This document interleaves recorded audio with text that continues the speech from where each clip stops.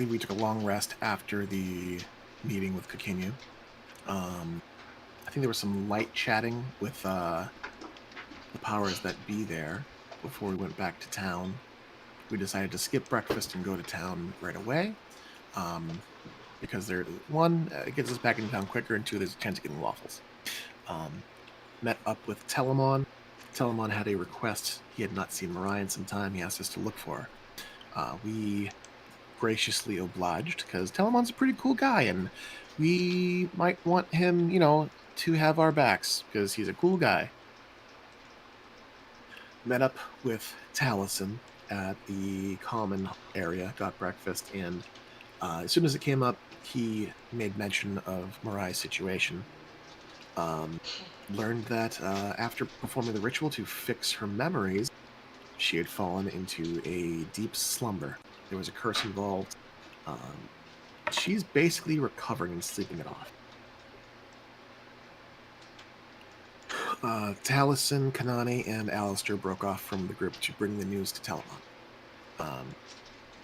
Telemon seemed... Well, he wasn't too mad about the whole thing, but he did point out that short-lived people tended to move a little too quickly for his taste. He would stay in town and hopefully get Mirai moved a little bit closer to where he was, so he would not encroach upon Faravax's domain, and so he could keep an eye on Mirai as she recovered. We also asked him for his insight about some information regarding the Secondborn and the relics. Come to find that beneath the maelstrom of the gods' making is the keep of the Storm Giants. We kind of have a heading for one of the items now, one of the relics. Information to keep in our heads for later.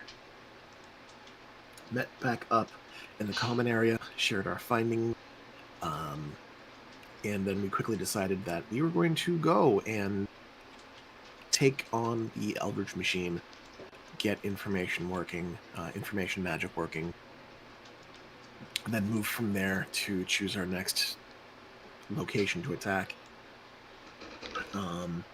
Elaine stayed behind.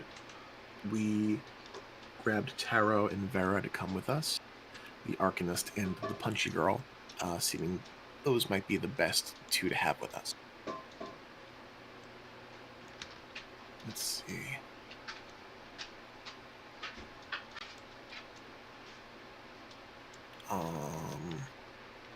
Alistair brought up a magic project.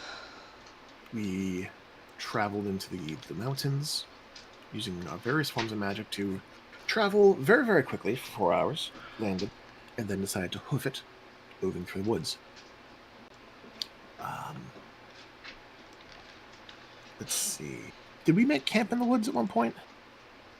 You did. Or did we? Okay. At one point we made camp in the woods. Not much happened during the watch. Alistair had some 5-hour energy and crafted some stuff. Got up early in the morning, packed up, and moved deeper into the woods. And there we found one of the balloons high above. Did not seem to notice us. Say got a closer look, climbing up a tree. Got a bead on it. And we kind of decided back and forth how to get to the balloon to parlay with the members of the balloon crew. And that's when everything went to hell. Well, you got on the balloon before it went to hell. Taliesin polymorphed Say, wild-shaped into bird form. They both flew up. They did some flapping, did some landing. Say turned into elf. Offered to talk. I think she pulled out a pistol and offered to talk. Let's have a chat, boys, I think it was. Something along those lines. It was clever. It was a witty one-liner. Goblins freaked the fuck out. 2 of them jumped overboard. The third one grabbed, like, a trigger of some kind. It was described as a pole-like apparatus with a button. Pushed it. Said, "Oh, fuck," and the balloon and the goblin exploded. Well, he went to reach for something else. Taliesin grabbed it, and then he pressed the red button. Pressed the red button. And exploded. promptly pulped. That one was gone. The balloon was on fire. The basket was falling. Goblins were fleeing. Alistair vortex warped one of them with the help of Kanani, poofed him to the ground as his chute went off. So now there's a big plume of chute and goblin on ground. That's a mess. Taliesin grabbed the belt, but the rest of the gob was pulped. Did Klinkle feather fall them down? Yes. Klinkle feather fall them, caught them with the feather fall, so they would fall slowly. And one of the goblins is seemingly floating deeper into the woods on their glider machine. As Rob floats away. I'm going in the direction of the goblin. It's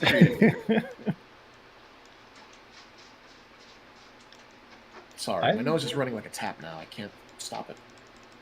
I think that's a really good recap. Are there any specific details from anywhere that anyone would like to point out, or? Say and Vera are cute. That is all.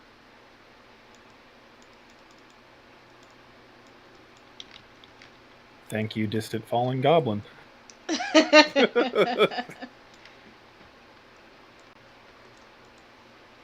I don't know who you are, but you sure are cute together. I guess. Okay. You remind me of a younger Bane. You remind me of a younger me. Okay, I'm warming up my goblin accents, apparently. You're gonna need it. Okay. So we can dive directly into game. So in the wake of all this chaos, who was it that took off after the fallen goblin? Kanane. I think Say did as well. Yeah, I thought it was the two of them, but I wasn't 100% sure. Land put out the fires and bolt into the woods. That is classic Say.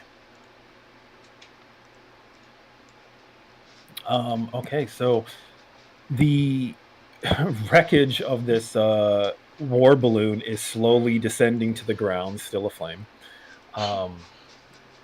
Say, I believe you hit the tree where Vera was there to try and catch you, and then you took off after Kanane, right? Yep, basically. Okay. Yeah, Vera's going to end up following after you as you follow after Kanane, the three of you heading off to the side, where you had seen the goblin begin to drift downward. And I'm going to catch up with the three of you, or two of you and me in a second. In camp, in this little clearing where everyone has kind of gathered, you're all there. You see them run off, and a goblin appear next to Alistair in time to pull some kind of cord and launch a large canvas cloth from the backpack he wears on his back into the air that promptly unfoiled and began to drift down and entangle both him and Alistair beneath it. Oh. It just like spontaneously happens. Just a pop and he's there. Yep, just a pop. He pulls a trigger and his parachute goes off. Jaeger's. Actually, I should probably roll some kind of check to make sure I don't beat the goblin out of surprise. Well, he's currently under the this canvas. There's a pair of bodies just kind of like flailing, unseen. All right, then instead, Jaeger's gonna hurry up and run over. Alistair, are you okay? Who are you? I'll cut you. I swear, I'll cut you. At the moment, but I think it should be okay. Stop wiggling, please. Oh God, what kind of monster are you? Seeing two different bodies in the canvas, Jaeger's gonna step between them and separate. He can hear which one is Alistair, I assume. So he's gonna like pick up the other body wrapped up in canvas. You know. It's give me And a strength check with advantage.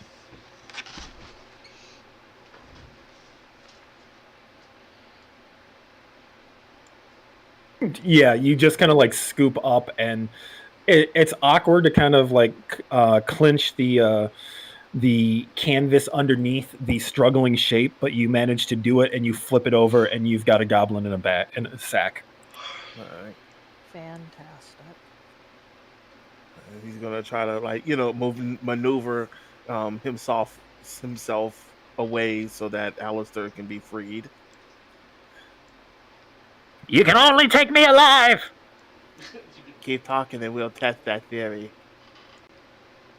And don't scare him too much. Is going to be a check to free myself, or do I just have to spend a little while to? You can just spend a untangle? little while to just kind of flounder your way out.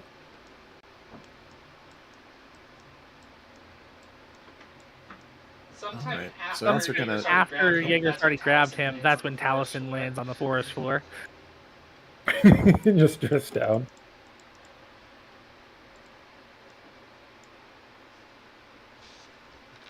Go ahead, Alistair.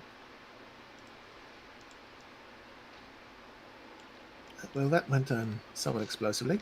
Jaeger, could you maybe free his face so you can see what's going on? Watch the teeth. Maybe don't get bit by him. Tally, you okay? You look crispy. I've been worse. I've been worse. Yeah, you have. I hold up the. I hold up the belt with the connected, belt with the whatever connected kind of cable to whatever the kind of weird cable to the weird tube-shaped microphone tube shaped thing. So it's kind of like a handheld device that has a tether attached to it that just kind of ends in a little burned bit about 2 feet long. The handheld portion looks like some kind of cobbled together metal casing of some sort with some simple switches on the front and a dial.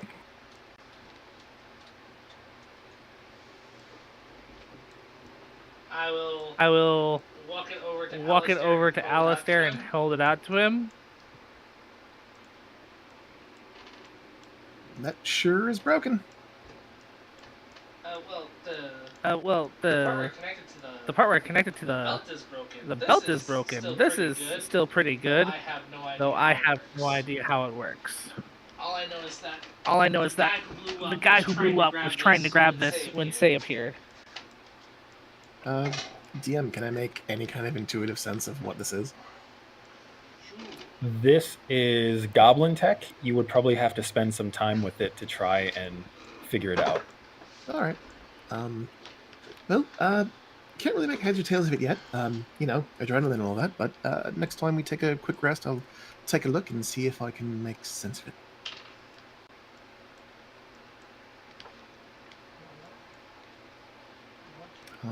Or maybe our new friend here could make some sense of it. Hello, Gobbo, sir, in the canvas bag. You've got a name? Ah? Oh, it doesn't really roll off the tongue quite well, but Mr. Ah. Hi, hello, welcome. I see you've met two. I got the accent wrong. As a note, his head is freed. I typed in that Jaeger freedom. Well, he's been kind of squirming around this entire time. So your attempts to try and free him, or at least free a head, is first met with a... you're not sure which side of him you opened up the cloth to reveal, but it was immediately followed by some squirming and a small dagger kind of jabbed out into the open air. Jaeger has no problem with open palming this guy and what he perceives to be a head to get him to calm down. He lets out a yelp as the dagger is promptly flung from his hand. Hold still, and the freeing will commence. After another minute, as you speak with him, Alistair, Jaeger is able to kind of dump him out and hold him up as this cloth is connected to his backpack by several strong ropes. So Jaeger can literally just gather the ropes in hand and hoist him up and dangle the hapless goblin from the air. He looks very disgruntled. Right. So, Mr. That's not my name. Okay. Would you like to try again? Someone said they'd kill me if I oh, shit.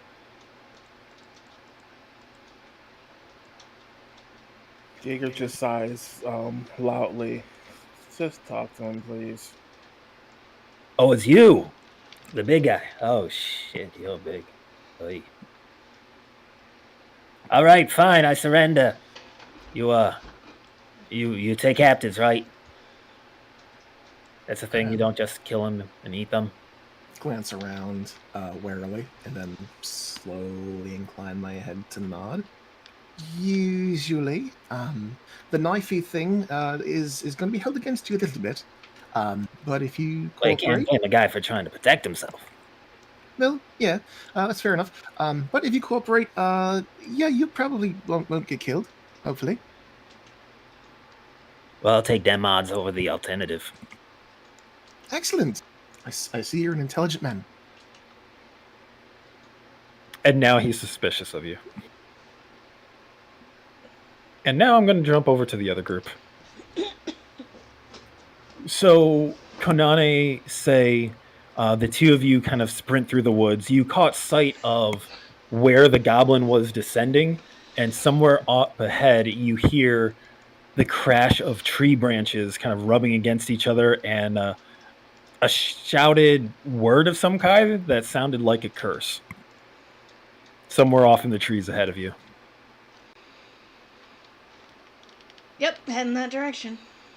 Yep. All right, you head off into the trees. You advance forward towards where you heard the sounds of thrashing. The sounds abruptly stop as you make your way into the area, and everything becomes quiet and tense. You slow down, start approaching. Let me have a perception check from both of you.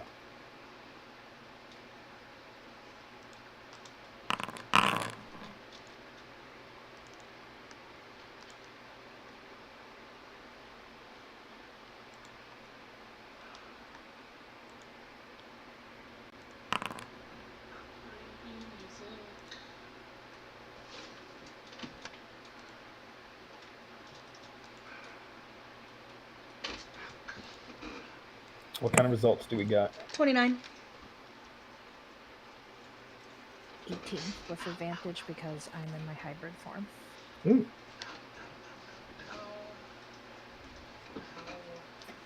Your perception advantage, is that based on a particular sense? We never really went over it. It's just I get an advantage on perception, so that would be sight, smell, good. sound. All right, so Konane, you first spot. 1 second. Or I think it was more for ears. I think we decided it would be for sound.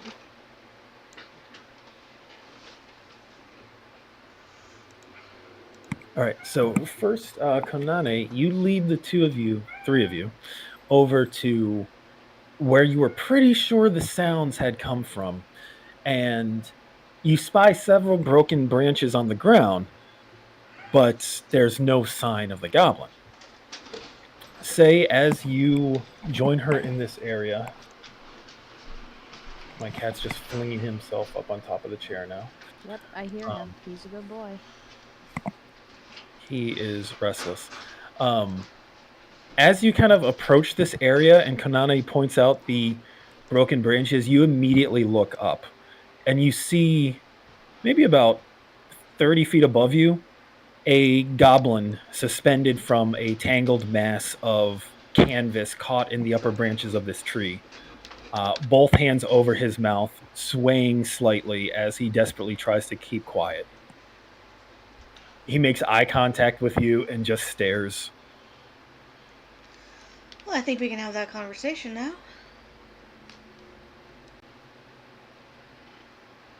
Kanani will look up. Oh, he's in the G's. His eyes dart between the two of you, and he seems convinced that if he just keeps quiet and tries not to move, despite the swaying in the tree, that you might just stop seeing him. Despite popular belief, elven eyes are not based on movement, so I can still see you even if you stop moving. God damn it. Johnny, I told you that was a myth. Nah, shit. I surrender. And he holds up his arm.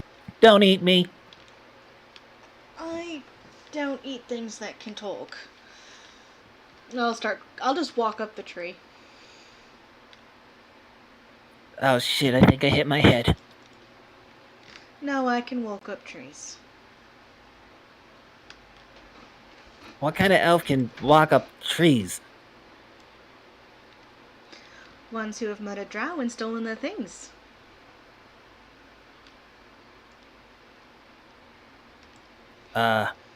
What's a drow? Kanani points at Vera. Vera raises a hand and gives a slight wave. Oh, I see some of you around. Wait. You one of ours? Vera just shakes her head. No, I am certainly not one of yours. Oh, well, shit. I have this image of Say just walking out on a branch upside down over to the goblin. Yeah, more or less. Right. Would you like to get him down carefully or expediently? Carefully, because I don't want him to escape. Okay. I mean, Kanani's very good at catching squirrely little bastards. You see your companions, Say, are positioning themselves underneath the goblin as you pull out your knife to begin cutting the cords. He has a moment of sheer terror as you get to the last one and he realizes what's about to happen and you cut him loose. There's a moment of free fall and Konane and Vera are able to catch him and hold on to him until you make your way back to the ground. And with prisoner in tow, you are able to return back to the others. The party has captured 2 goblins. Down, baby, we can have that conversation.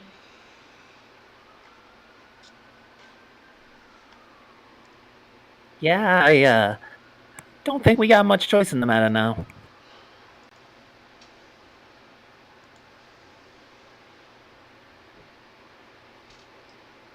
So you bring the goblin captive back to the others. You can see that Jaeger has his own captive dangling by cords in his hand.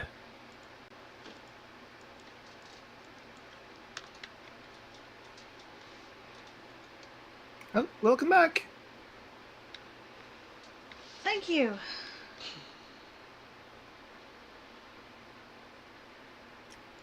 We were just getting down to brass tacks with Mr. Here. That's not my name, What if your name? Eddie.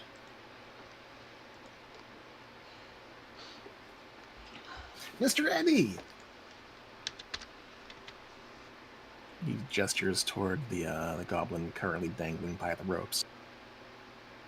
And, 2 out of 3 isn't bad. I suppose with an explosion like that, there's not much left of the third. Oh, that's unfortunate. He did a very good job blowing himself up. Yeah, no, we told Carl those things were dangerous. But he always wanted to be one of the cool flying folk, so... Well, he died doing what he loved. I hope. God's bless him. And there's a moment where they both do a series of hand gestures in front of their hands and heart.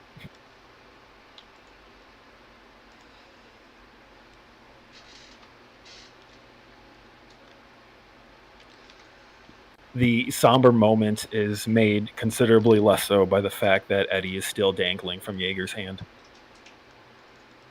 And Jaeger's not going to put him down anytime soon without good reason. So what now? Well, we were going to try and get information from them and tell them where they could meet the allies, but Right, the exploding balloon's kind of a hitch in that plan. Speaking of, where did that go? There was a lot of fire. Is there anything left of the flaming balloon that just flying in the sky? Oh yeah, that you kind of saw the rough area that it had fallen down in, and you can see through the gap in the trees a column of smoke is starting to rise in the sky. So we should probably be worried about that. Yeah, maybe we should walk and talk. We should put that out, yes. Or that too. Yeah, I was considering to leaving that to burn, assuming it wouldn't get the forest on fire, because more of this guy's allies might show up, and that's kind of not what we need right now. Alright, so maybe walk to the wreckage and talk while we go. I don't have any way to put that thing out. Don't Klenko and Kanane have the ability to do ice? They did ice that one time at the barn. I can make a ice bomb. An ice ball. Like a fireball, but ice. Will that help with fire? I have no idea, but we can try. Is water magic your thing? I do not have access to making it water.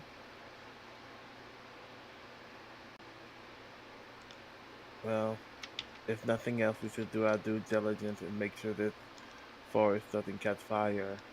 And So, out of character, when I transmute a spell, I can make it acid, cold, fire, lightning, poison, or thunder.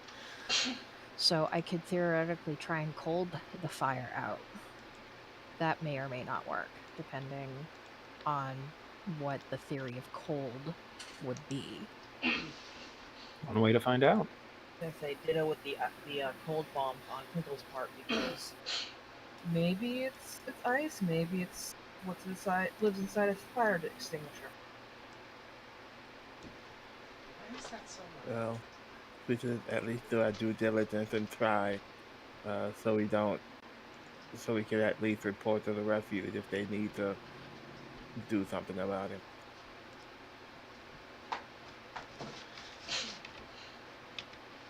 So Alistair gets up from the prone position he was in, and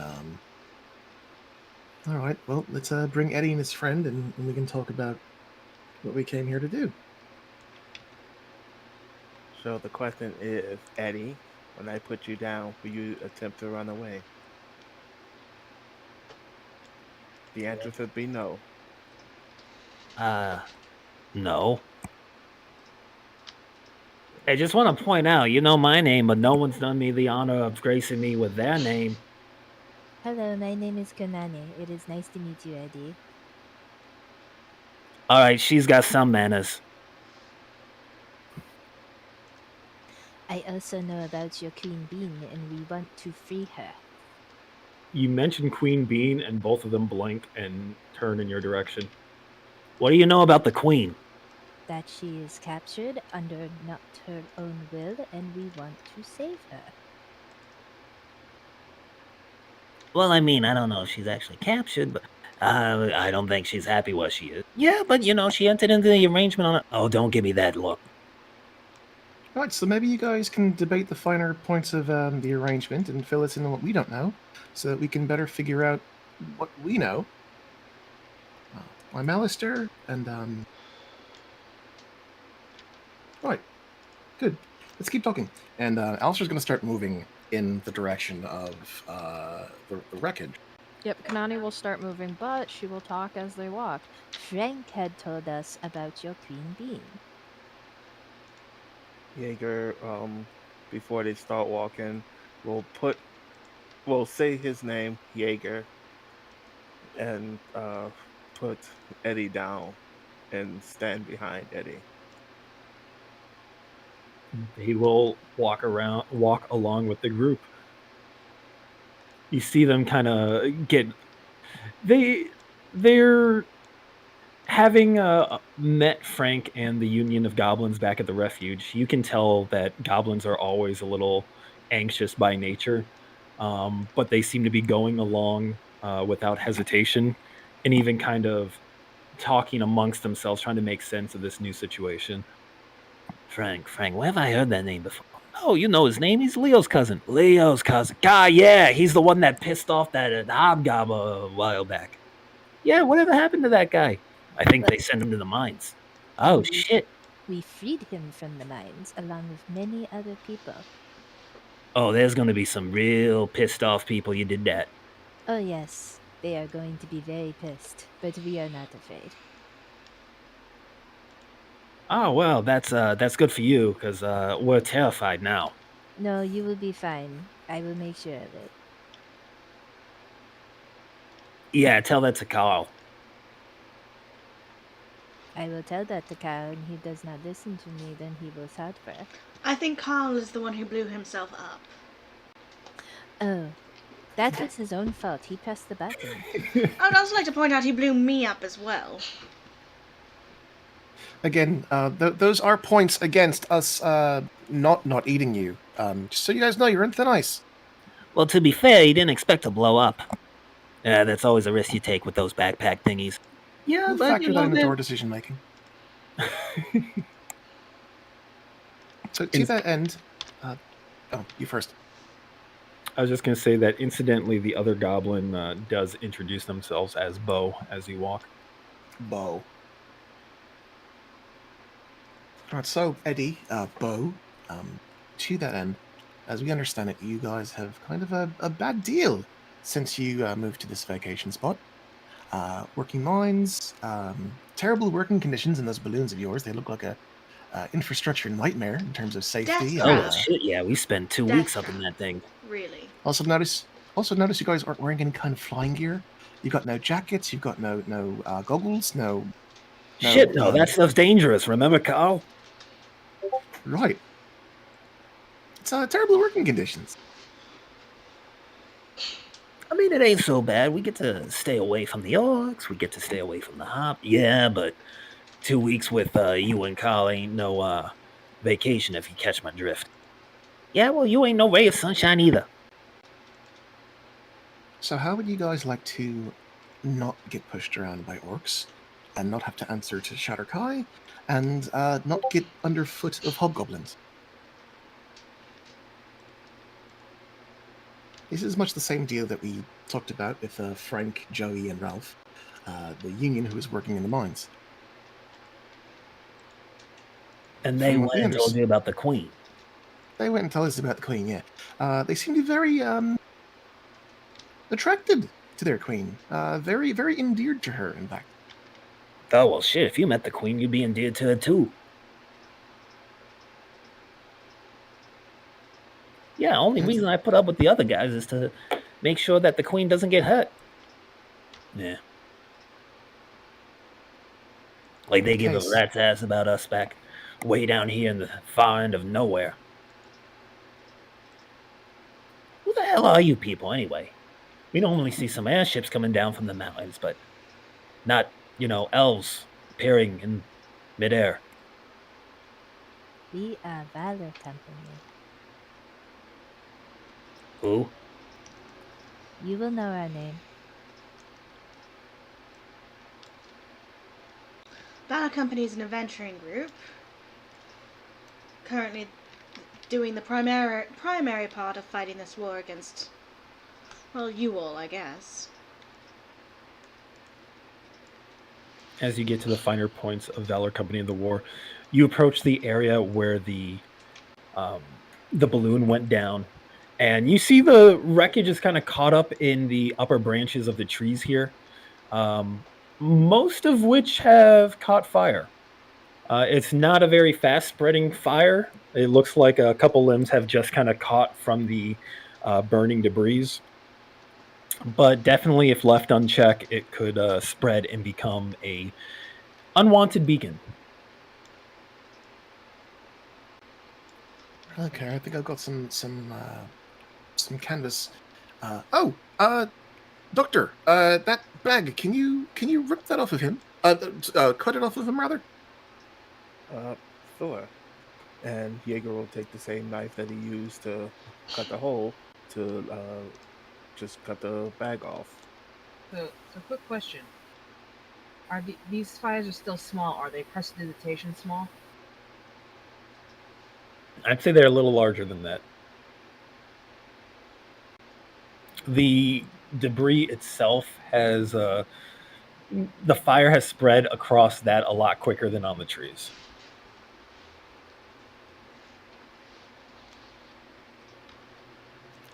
I'll take the canvas parachute from Jaeger, and with Emmett's help, try to start batting it down and beating the fire down, snuffing it out if possible. Well, it's up in the trees. Yeah. It's up in the trees. Oh. I'm going to attempt to try and do a cold version of Fireball to see if it'll put it out. All right. Casting a fireball and changing the damage to cold? Yes. All right. How do you cast this fireball? Like, what's your power stance? My power stance? Your power. Do you Kamehameha the fireball?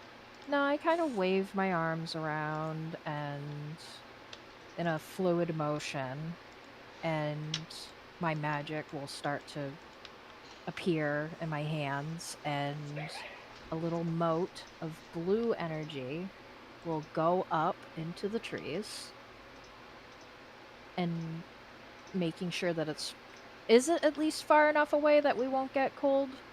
Yeah. Okay. So making sure that it's somewhat in the center of this wreckage, she will use her transmuted ability and cast a cold ball.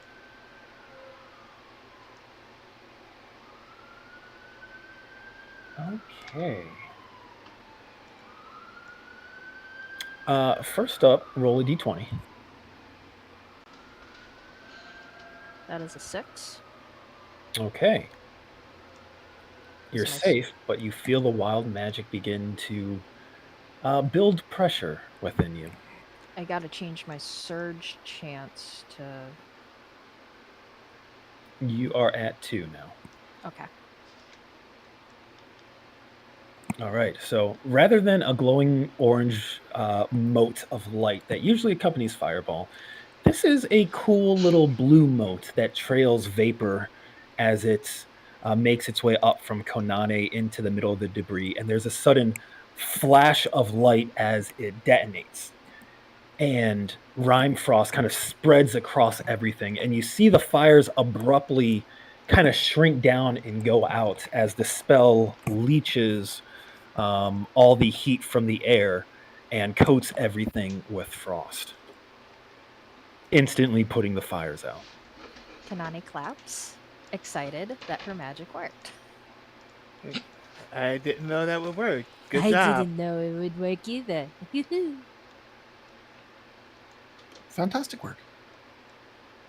I'm going to look at the goblins and see if they have any reaction from the casting of magic, if this is anything that's impressive to them.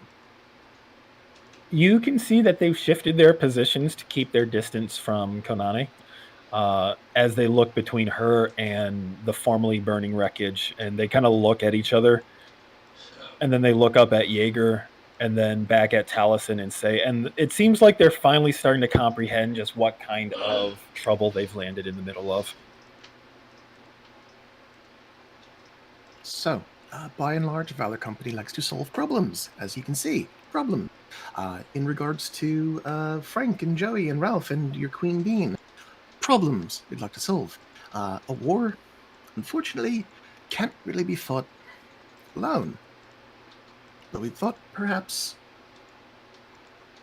if by knowing what you know about the situation, and perhaps getting more information about your queen or the world you come from, you may be able to aid us in some way. And as we solve our problems, your problems too may be alleviated. And so, if we don't, then you kill us, right? That's the way this goes. He kind of clasps behind his neck and looks up and away. Well, I mean, we Is prefer that- not to. Is that the sort of motivation you require? Well, I mean, no one likes to be killed and eaten. No one likes to be killed and eaten. But yeah, sure, but if we talk to you, then chances are the others are going to be angry at us. So what kind of protection you offering?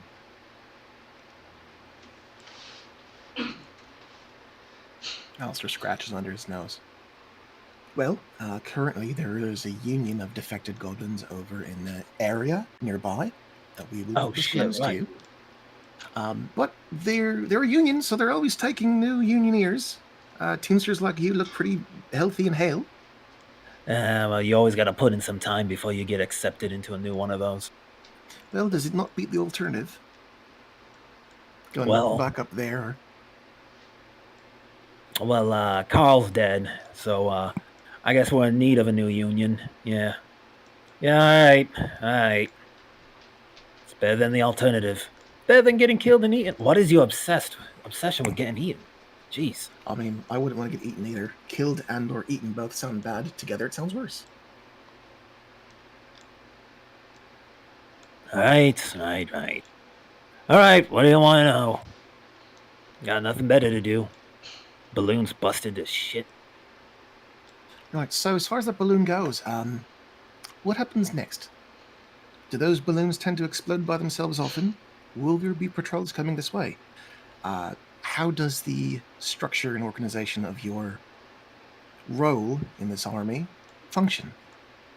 Oh, well, when Carl misses the next check-in, then there's going to be a second check-in, and when he misses that, then they're probably going to send out some flyers to investigate what happened to the balloon. When they see it goes down, these things, they don't normally go down. Most of them are pretty reliable. He kind of scratches the side of his head and squints up at the wreckage. They'll probably try and look around, see if they can find where we went, find out what happened to make the thing blow up. Alistair folds his arms. You said those flying machines, they tend to go down often. They're not reliable? Mostly reliable. We should maybe make it look like an accident. Oh shit, that's a good idea. Right, so when to be fair, second it check-in was an comes, accident. when Both second of the check-in goblins comes looking for- shrug, not believing Say, even though it totally was.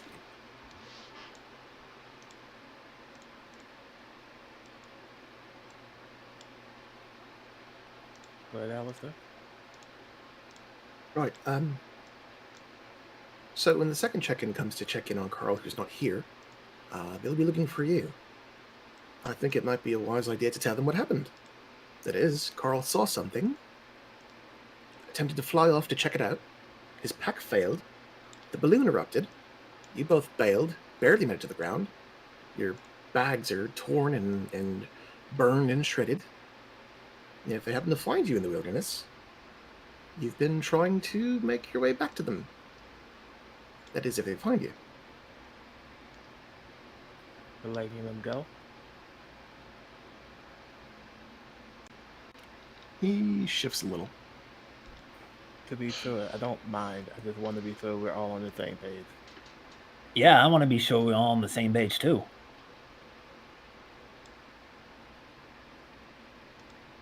Glance over to Say.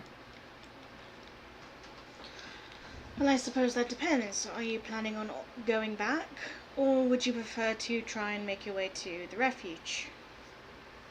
Start over. I mean, He raises both hands and starts to kind of like weigh them. getting free is a good idea, but if we're not around and we get caught not being around, we're kind of screwed. But if we go back to the others, then we're going to get in trouble for, and he points up at the balloon. Even if it was, and he air quotes now, an accident. Shit, they might send us to the mines. Well, that would I be don't good wanna for go to you. the mines. There aren't any more mines. We destroyed them. Oh shit, you destroyed the mines? Oh, they're going to be so pissed. Yeah, we're solving problems. Oh, it's so We're maybe it's solving, we're solving problems by making more problems for them. Who would they send? okay. Who So would maybe they it's better send that we. to get you? What was that, Taliesin? I said, who would they send to get you? Well, the flying elves are probably the fastest ones to try and check out what's going on. They ride the wyverns. Okay, those assholes. So So you met them. Killed a few, Yes, we killed yes. Yes, we killed a few. The shit are you people? Father company. We solve problems. so let's let's think about this logically. You said we're gonna do a first check-in. So I'm pointing at Alistair. The device. Can you pull it out?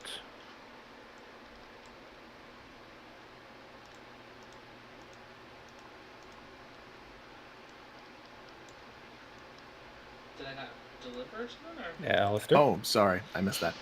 Yeah, Alistair will pull the device out. Oh, hey! You managed to save Frank's communicator. Carl's communicator. Yes, I was holding on to it when he exploded, and that's all that was left. So Yeah, that's So right. you don't have to miss a a communication. So on the first communication, you could say, yes, there was an issue, things exploded, and that you're trying to make your way back. Where would you be making your way back to?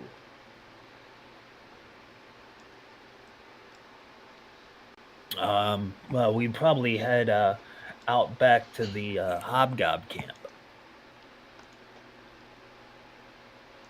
They got a big old command post somewhere northwest of here. He starts moving in a circle, trying to figure out which way's north and which way's south. I'll pull out my map. Oh, So you go to that the big area that happens to be a prison. Okay. So how long would they give you to reach there if you said that you were coming, or would they just immediately send the Shadar Kai out for you? Oh, well, they definitely send the Shadow Kai out to make sure that the balloon is actually down and that we weren't, causing problems or anything. Then there'd probably be regular check-ins. Make sure that we're on our way so they can figure out where to meet us. That's a protocol, at least. And do the Shadar Kai have these communicators, or is it just you folk?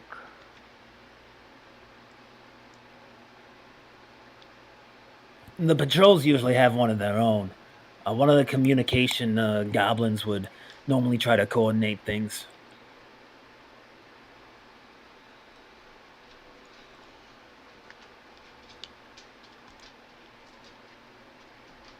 So you guys all talk among each other.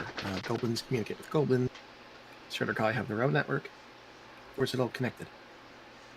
Oh, it's all connected.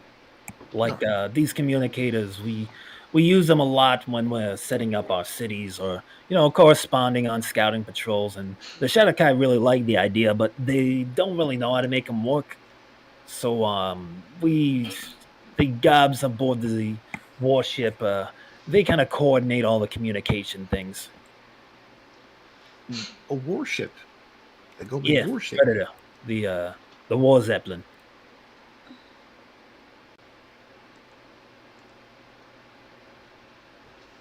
So let me get this straight then. They put you guys in charge of coordinating communication. Well, yeah. I mean, it's kind of a cushy job, so you got to be really good at what you do, but... Right, but I mean, that's so you.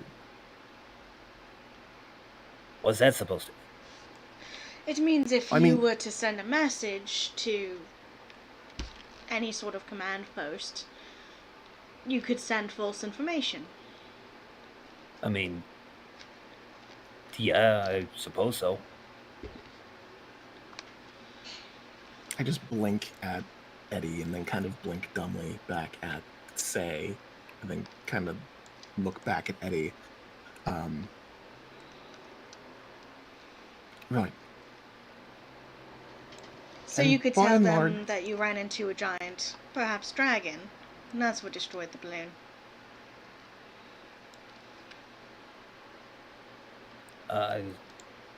Yeah, I mean, we could.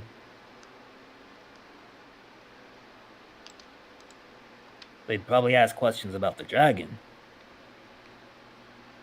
Does everybody not know about the dragon that lives here?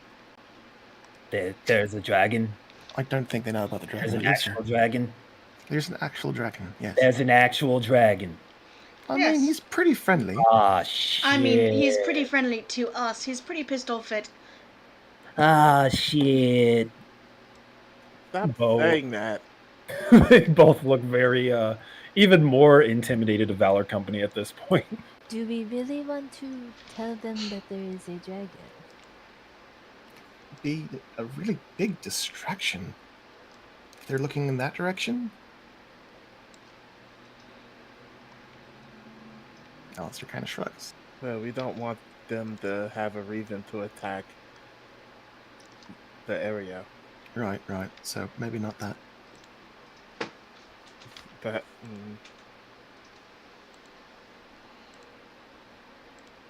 a giant dragon would be hard to lie about and say it was wandering and got too close. Would it? How far away are we from? I blank on the city name, the town name. The refuge. Yes, refuge. Thank you. How far away? Sorry.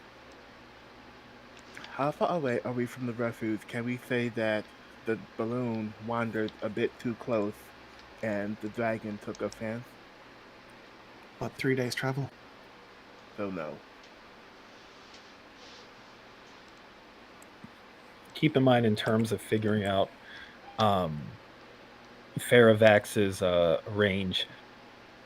By his own admission, he lords over everything he can see. So a dragon in flight can see far distances. Basically, you don't necessarily need to worry too much about the refuge if you make a claim of a dragon in the area you're currently in. Okay. Well, consider that option back on the table then. Right then. And I look toward the party, and look, between all of us one by one. So the way that I see it, the DM has raised his hand. That was a cat butt. Okay, Kappa. So the way that I see it, our two friends here, he gestures to the goblins, have a couple of options. But I think the one that can help both of us the most is if they continue to work within this organization. If they've got control of communication, and they truly do not wish to be under heel,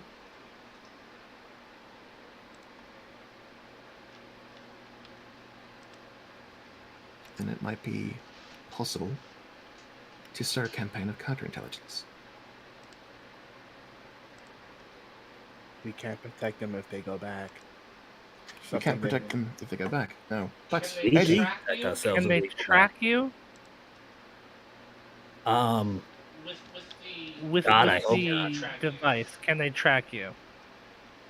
They don't really know who us scouts are. I mean, the Shadowkai. Even Goblin Command, we're just grunts. That I don't care about. What I care about is your tech. devices here. Do they know how to track the devices themselves? I never heard of such a thing. Okay, then it's easy enough for you to say that you believe you're heading back to Hobgob Command, and specifically trying to stay on a northwesterly route, and that you've just crossed a river, and certainly they could send out Shadar Kai to come meet you, but you're just lowly goblins. How are you supposed to know where you're going? It's a lot of woods to get lost in. They could definitely borrow you a head start if you answer those calls and give them a rough idea of where you should be. And where will we actually be? So You'd that like to work storm. together.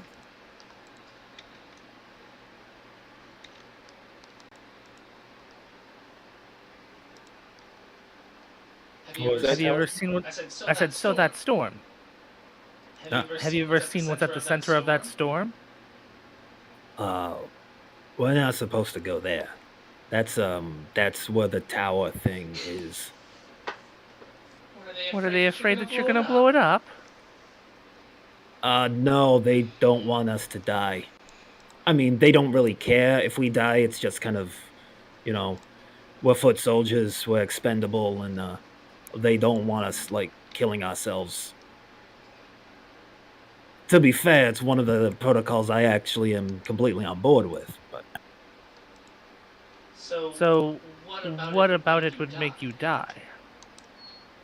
The storm. It's just some lightning.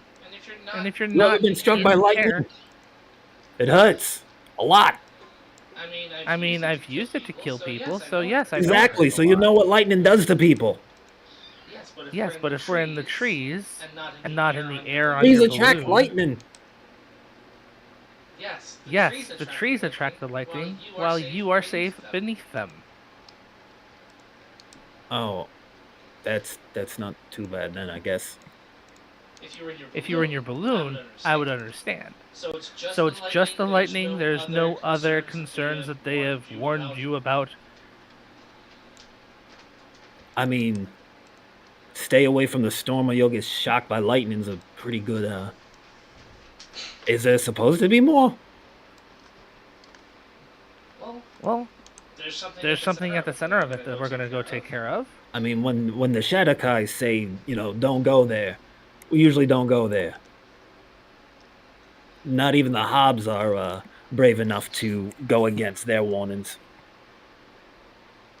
So part of your path will have to at least start into the edge of the storm. So as we enter, you could say that you're just trailing the edge of the storm, and you're trying to go around the outside edge. So you want us to go into the storm and say that we're moving towards command? I mean, it's either you come with us when we go into the storm, or Going into the storm. Oh shit. He just said that. I was a little preoccupied by the whole getting struck by lightning thing. I could Yeah. have a dragon eat you. Would you, if you would prefer? Yeah, no, we're good. We're good. Are you? Well, I hope so. Yeah, we'll go where you want to direct us. All right. So just so we're clear, when the call comes in, you know how to use that device, and you know how to answer properly and lie to them. We just spent 2 weeks trapped in a tiny little balloon with each other. Of course I know how to operate that thing. I mean, I can certainly try to lie. I try than Bo. Bo's a terrible liar. I am a terrible liar. So I can give it a try. All right. That's all we can do. How often do they check in on you? A couple times a day. Last one was hour or so ago. They usually check in around morning, noon, night. All right, then if no one has any arguments, let's get moving. That way we can stay ahead of things. And if you report the area that the balloon was downed in, they'll send Shadar-kai that way. And as they reply more, as long as you are saying you're on your way and giving them vague areas that you might be, because you don't know the area, you're just trying to follow the edge of the storm, they'll just think you're stupid goblins. That's At least a lot of words to say. the wind runner said.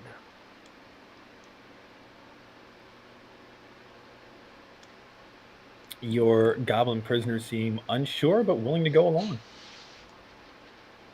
All right, so out of character, real quick, we're having these guys come with us. It's either that or we go back to the refuge with them, because as the other goblins told us, we don't have. Do we want to send our NPCs back with them? I figured they just stake it out on their own. Well, we were told specifically by our own goblins, who are much more enamored with us from how we saved them, that the second that the tide turned, they'd be turning their backs on us. And these guys have no strength whatsoever, and they have admitted that they're not going to push against anyone. So I would assume that they're going to backstab us the second that they're outside of our range to save themselves. We could just take their rodeo and send them on their way.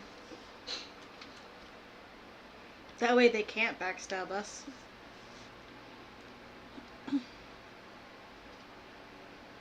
Yeah, I figured they would try to join the union at the refuge. Yeah, I thought that's what we were trying to convince them to do. We'd have to tell them how to get to the refuge, or send someone back with him, and that's not going to happen. You don't think they could pull it off? You can certainly send them in the direction of the refuge, but so far your only real approaches to the refuge has been flying. Oh, that's fair.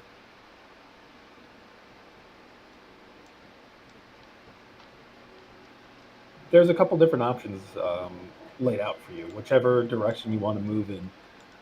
Yeah, I'm not getting the vibe that these guys are willing to set up a guerrilla counteroffensive. They seem a little too pathetic. Too reserved for their lot. They're down to save themselves as best they can. So if they're with us and we're protecting them, that's one thing. If we send them off on their own, they're just going to go back to Hobgob Command, and they're going to tell them the truth. And then Hobgob Command, within 2.5 days, is going to know what the fuck's going on. Yeah, I was playing upon the idea that these guys might actually want to be out from under their heel. Maybe there's a little bit of heroism under all that green. Survivalism. Yeah. There is one other option. You could just banish them. Oh yeah. We don't have a lane. We don't have our cleric. Who here has banishment? I know banishment. Oh, you have banishment. You have banishment and it's prepared. I don't need to prepare spells. Oh, that's right. That's right. You automatically know it. Yeah, that's right. Yep. Alright, so take your shit and send them home. Bye, Felicia. Another option would be just to send you all home. Would you prefer that? You see the two of them exchange glances and look back at you. Like, home? Like home.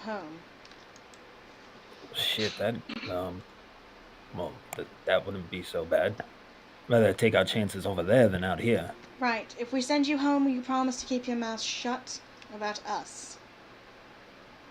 Oh, well, sure, that'll be easy. I mean, none of the people who actually know us are over there right now, so we can probably find the latest I mean, we would need to defend ourselves against any of the orcs back there, but well, it's not too hard to find a colony.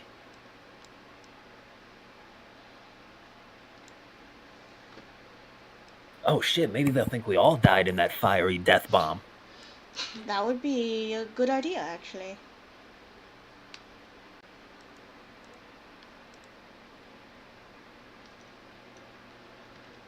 Alright, that seems like a winning situation for you guys. No, except for Carl, but he did die doing what he loved. He did die doing what he loved. Rest in peace, Carl. Alright, then we're going to have to bid adieu to you and you, but I think first, maybe, if you guys do have a vested interest in, helping your cousins out there get out of this situation as well, we can't send them all home. But we can certainly try to get them out of this situation. You mentioned your Queen Bean does not seem to be very happy in the situation she's in. She agreed to do something, but doesn't like it? Yeah, no, I mean, the Queen Bean, she's always been interested in bringing the colonies together and making more out of goblin kind. And yeah, it's a good dream and all, and we really admire her for a lot. And so do the others. When the elves struck their deal with the Queen and the Hobbs and the Orcs, the Queen pretty much had to go along with things to make sure that none of our colonies got raised by everyone else. So kind of a join us or die situation. Yeah, we seem to get into a lot of those kinds of relationships. Sorry. It's all good.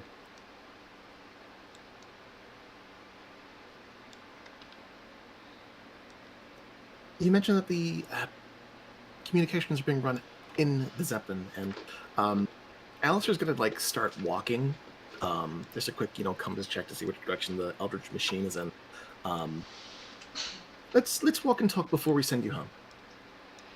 Alistair, if you can very quickly figure out how to use that thing, might not be a terrible plan.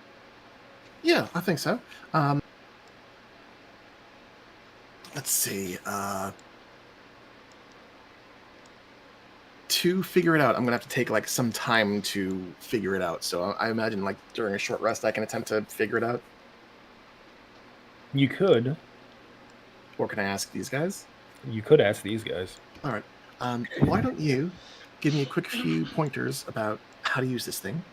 Tell me everything you know about the Zeppelin, and everything you know about who's running these communications. So perhaps in time we can get in touch. Okay. And you all set off to walk and talk? Heck yeah. Yep. All right. So as you resume your hike with the goblins in tow towards the Eldritch machine, you learn some things. The first is that this device, this communicator that they called it, is a goblinified walkie-talkie, essentially. It functions very, very similar to sending stones, except the magic is used alchemically inside the machine itself. Without going into detail about too much about how it's constructed, they indicate how you can turn certain dials to change the frequency, quote unquote frequency, that you communicate on, so you can link up with different sending stones. And they tell you which is the frequency that they use for communication, and how to send messages by pressing a button on the side and speaking into the grid-like opening at the base of the device. Jaeger would ask if it has a charged, quote-unquote, batteries.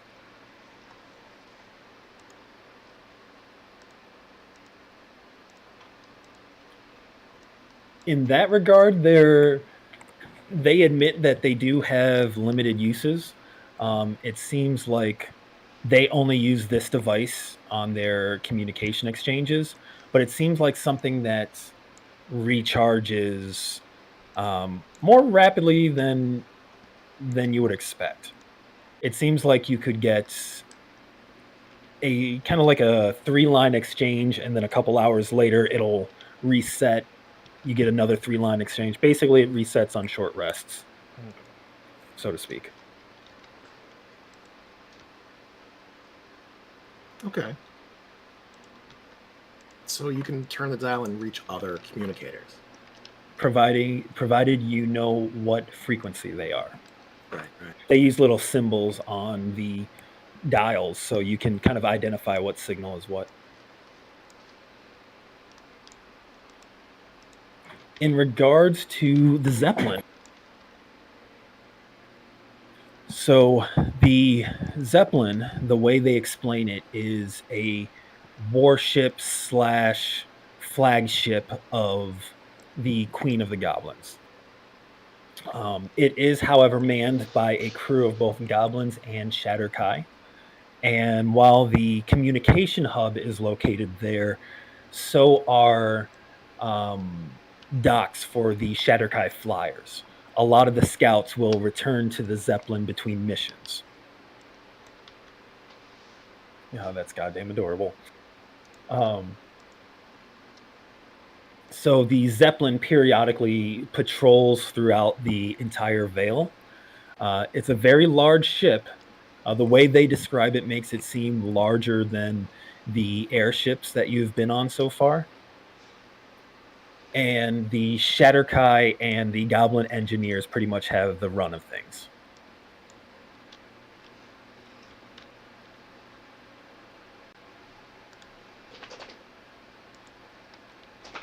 Okay.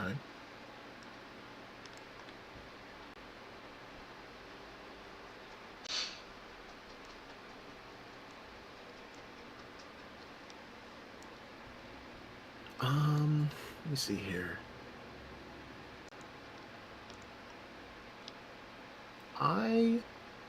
I would like to ask Eddie and Bo if they have ever actually seen the Queen.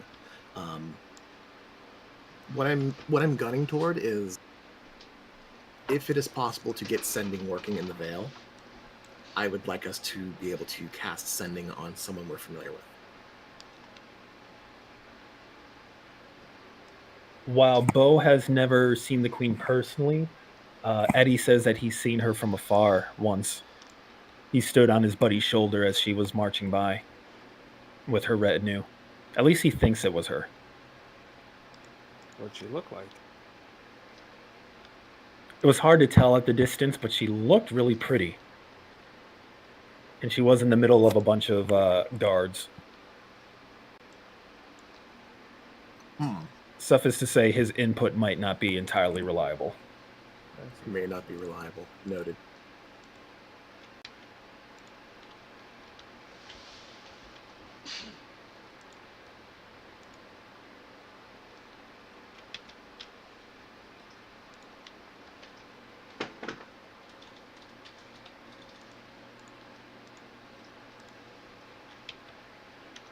Time continues to move forward as you head towards the Eldritch Machine. Do these guys know anything about the entryway? The entryway? They do, as that was where they entered into the Vale from. They describe it as kind of a large area with rising stone kind of monoliths that seem to create a portal between them. There's a heavy orc outpost around it, and there seems to be an orc shaman who's in charge of the place. Someone really powerful. And they also describe big orc monsters that are bigger than orcs and more mean than orcs. They seem to use orcs in their description a lot, but big, mean, foul-tempered. Giants? Not well. Drogon mentioned that there were like demon orcs. Okay. I think that's what they're referring to.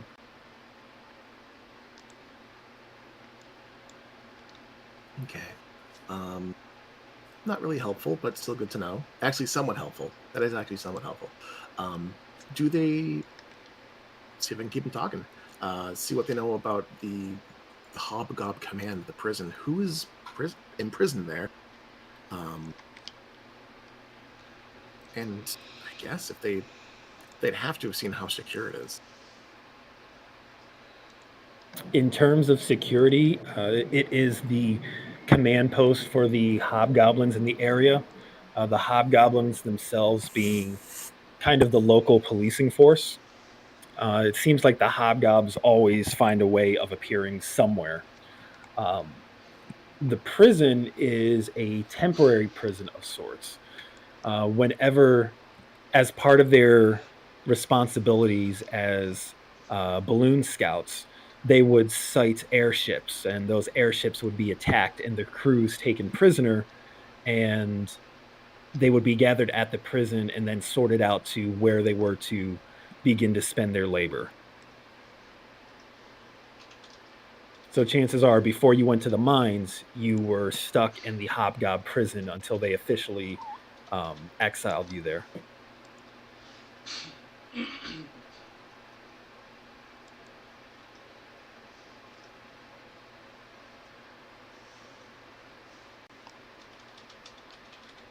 And did they have any pertinent information about the shipyard?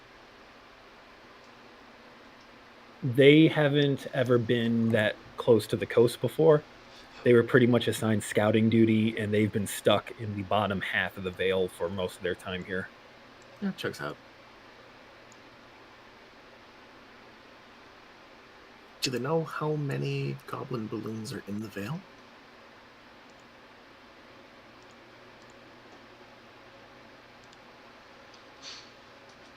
Counting themselves, they would probably guess somewhere between 6 and 10.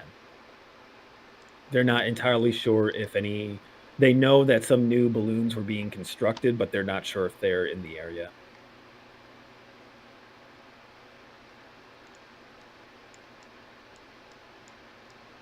And when checks are missed, about how long does it take for someone to come looking around?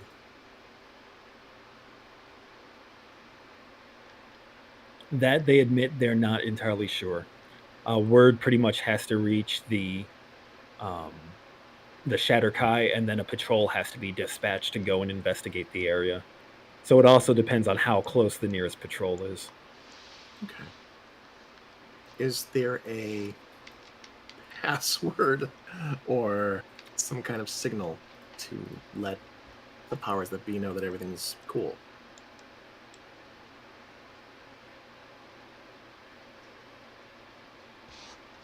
Like, if someone was going to speak into the communicator and lie, pass themselves off as goblins, what would be the best way to do that? As you go ahead. I was going to say, watch it be something as simple as saying, "This is a goblin speaking." Moshi Moshi, this is Goblin. Not too terribly far off. As you mentioned, like the idea of code words and stuff, it strikes them that, hey, that'd be a good idea, but the only ones who use the communicators are goblins, so they've never had a reason to get too secure about it. Frank usually just answered and said that, "Hey, this is Frank." I keep saying Frank, it's Carl. "Hey, this is Carl.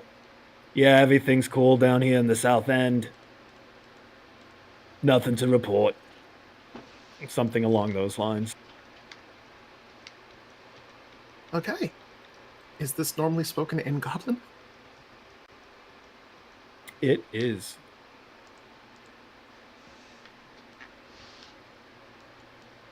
How similar is Goblin to Gnomish? If at all? Not very. It seems it's similar only in that it's a very rapid language that almost sounds like chittering in some cases, but seems to be more guttural with a couple growls thrown in here and there. All right, I got nothing else. I don't have a spell for that. Did we have a crown for that? Oh, that was just comprehend languages.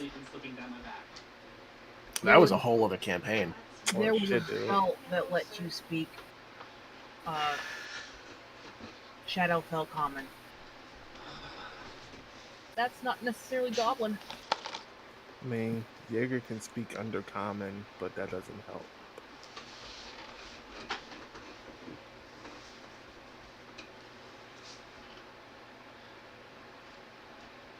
Okay. I think I've gotten all the information that I can think of. I figure as soon as we, walk as far as our legs will take us, we can banish them. Alistair, don't you have some ability knickknack that allows you to just record? I know you just made something that allows you to take pictures. Can you do something that'll record voices? And just have them say what they need to say?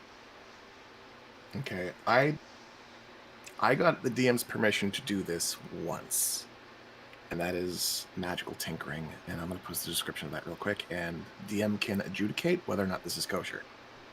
One moment. I mean, we have Clinkle. Clinkle can just memorize what people sound like. Clinkle can just memorize people's voices. Holy shit! As just like giving the stare to like two going back and forth about stuff. They go back and forth about asking, and then she just mimics them in perfectly.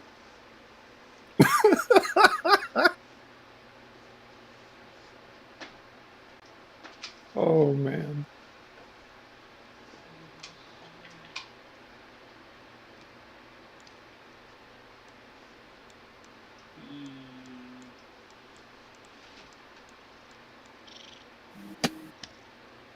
Were you thinking of using the nonverbal sound aspect for a magic tinker? The recorded message long ago. Oh yeah, you allowed me to use it to record some words that Taro had said. Rules is written though. It says that I uttered the message. Yeah, I would yeah, we can roll it that it's kind of like a recording device. Ow! Dude. Okay. Then Oh, I'll make he's 4 of almost these. asleep, you No, say. I can make 5 of them. So I would like to just grab 5 phrases from Eddie and Bo, just to rotate through, and hey, maybe hopefully they don't catch on and realize that there's a pattern. Oh boy. And I'll just lock those out, and I won't use that ability until I decide to not use that ability again. Well, with the revelation that, remembering that Klinkle can do exactly this too, do we want to have her learn a few words and mishmash them as needed? I mean, it's looking as though we'll have to take a long rest before we get to the Eldritch Machine. So maybe we can make camp and just sit with these guys, get some words out of them. Klinkle can learn some stuff. Alistair can record some stuff. And by morning, we'll have an arsenal of things that we can do if someone calls. We'll have to see if it passes muster by nightfall, since they'll be checking in by nightfall. That's honestly exactly what I was going to recommend. Continue on, record some messages, anything that they say into your little recording device. So long as Klinkle is paying attention, she'll be able to mimic those phrases. Stringing words together might be difficult, but they're willing to share some words as well. But don't ute me. We sound weird. But they pretty much share the standard check-in message, and they do their best impression. They go back and forth for a minute as they work up their best impression of Carl. All right, now, need you to record another one. Klinkle, listen up, and I need you to say, "Oh, I've got a touch of hay fever. Yeah, my nose has been on the fritz. I sound kind of funny because I've got the hay fever." You'll never know. They do so. They record a message.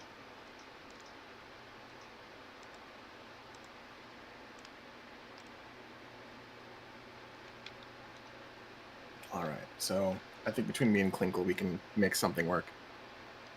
So by the end of the day, when you go to make camp, you have a collection of messages available to you.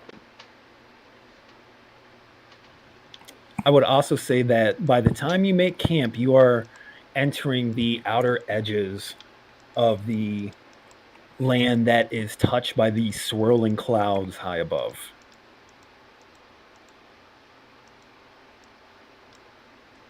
Slow moving, constantly churning. The clouds seem darker further ahead of you, but you are definitely in the periphery as you make camp for the night. Okay. Do we see much of the lightning that they warned us about? Not out here.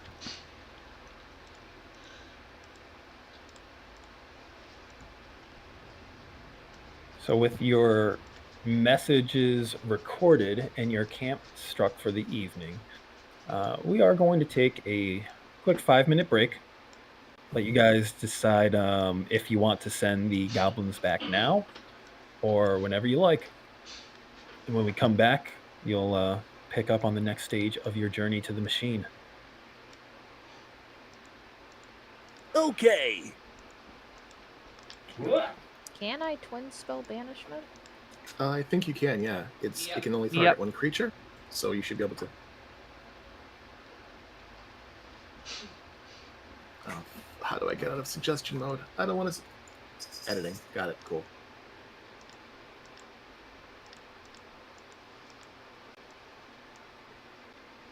Yeah, I vote that we just have them transported out, and then we just continue.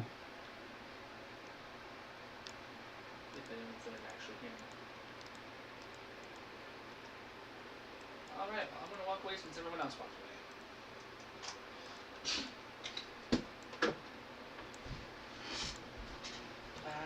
No. Could you leave the Hellcat alone, please?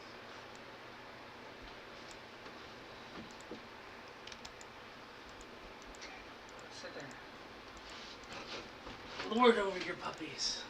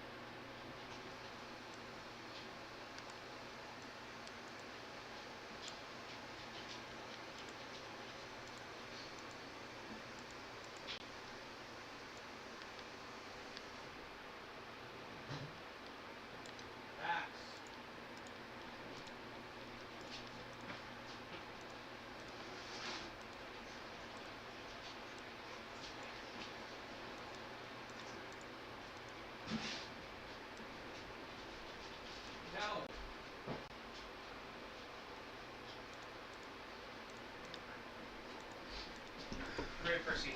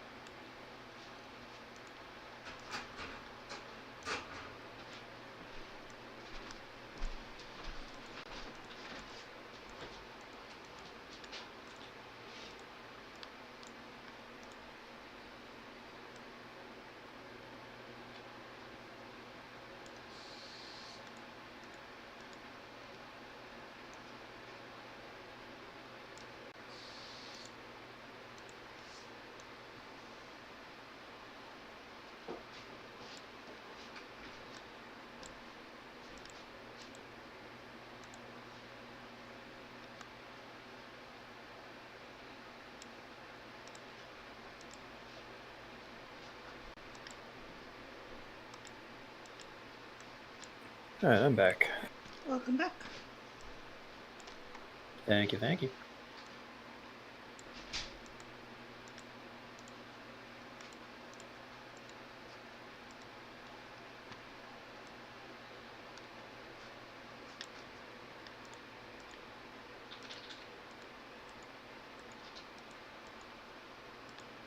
Man, I am so tired tonight. Yeah.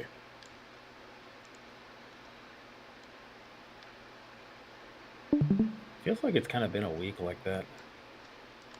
It's been a week. I don't know. I've had a good week. It's been. It's been a season. I think it's seasonal depression kicking Hell yeah. in. Boo! Woo! How do I put my hand down? Well, you see, your brain tells your hand. Yeah. Thank you. Did it work? Apparently. I don't think I did anything. But I'm Oh, glad it there's worked. the raise my hand button. Okay. Hey, you did it.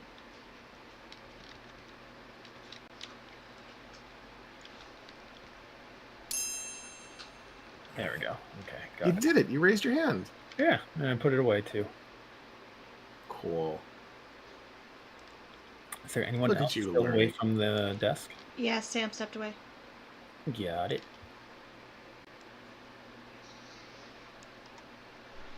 So we're going to banish these guys right away.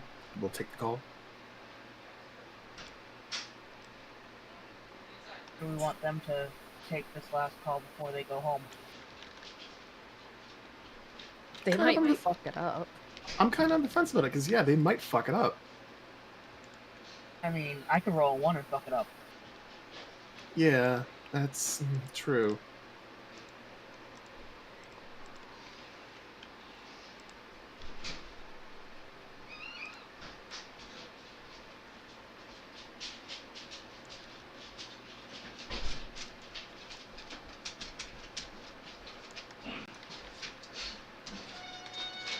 That seems like it's going to be a very relevant question to answer.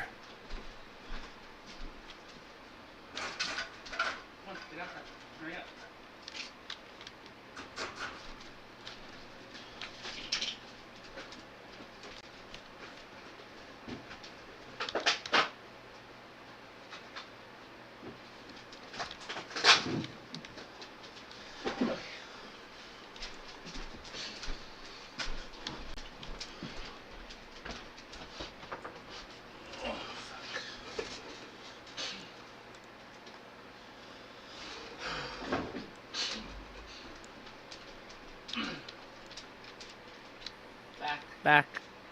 Welcome back. Puppies took longer than they should have. No That's worries. fine.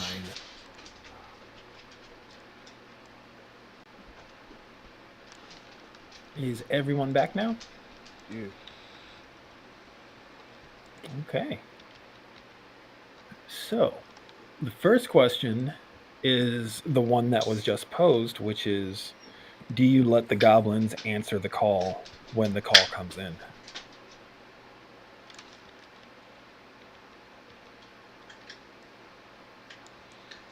So, go ahead. Do we coach them to tell a good lie, or do we dismiss them and lie in their stead and hope for the best? I mean, we got Flash of Genius, Bardic Inspiration, and Nose Wiggles.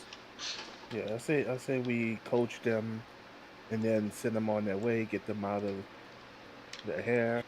This is basically do this right, and we'll send you home. Do this wrong, and you won't be going home. Do we have comprehend languages among us? I think Jaeger has it. Jaeger has it. All right, there's our contingency. We can know what they're asking and attempt to give a proper response with the automated responses we have. So I think we should let them take the first call, listen in on it, make sure they're not fucking us over, and then send them on their way. Sounds good to me. Alrighty. So it is evening when the call comes in, probably when you guys were still formulating this plan. Well, after you formulated the plan, but before you actually recorded the messages. And Jaeger pops his comprehend languages and listens to the exchange. And Jaeger, you hear a very straightforward exchange.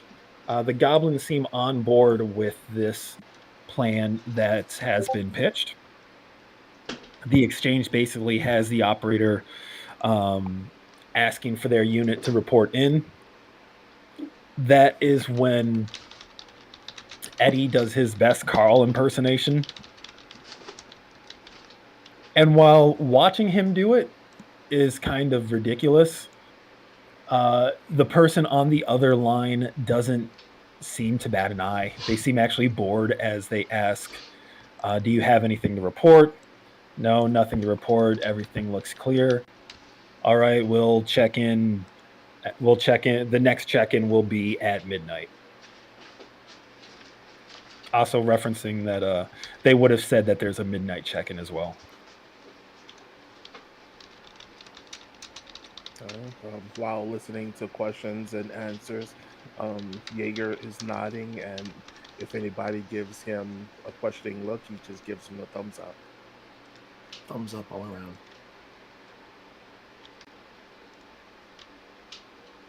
And while they're giving their answers, you either choose then to record the message or afterward. Either way, you get the recordings you want. All right. So we can send them back and break camp. Make camp.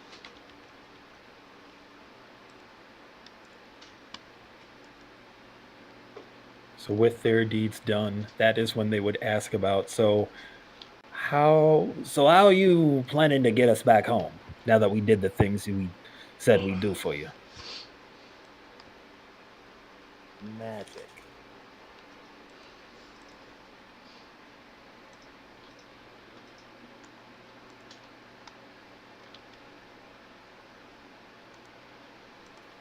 Yeah.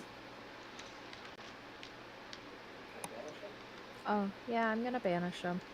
So I'll do twin spell banishment. Twin spell banishment. Kind of before they even realize exactly what is about to happen to them, Kanane does her magic and they pop out of existence. You hold your concentration for the full minute and then relax as your goblin companions have promptly been banished.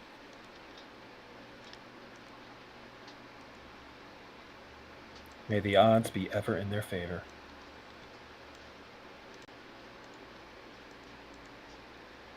Right, is there anything that the party would like to do this evening?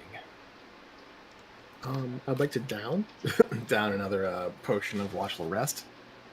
If Klinkle would be so kind to give me one. Tinkle will share a potion of watchful rest. All right. So you should be down to 2 of those now. So you don't get addicted. Okay. And I'll stay up for the evening and I will craft and be present for the midnight thing. Midnight check-in, that's the one. All right.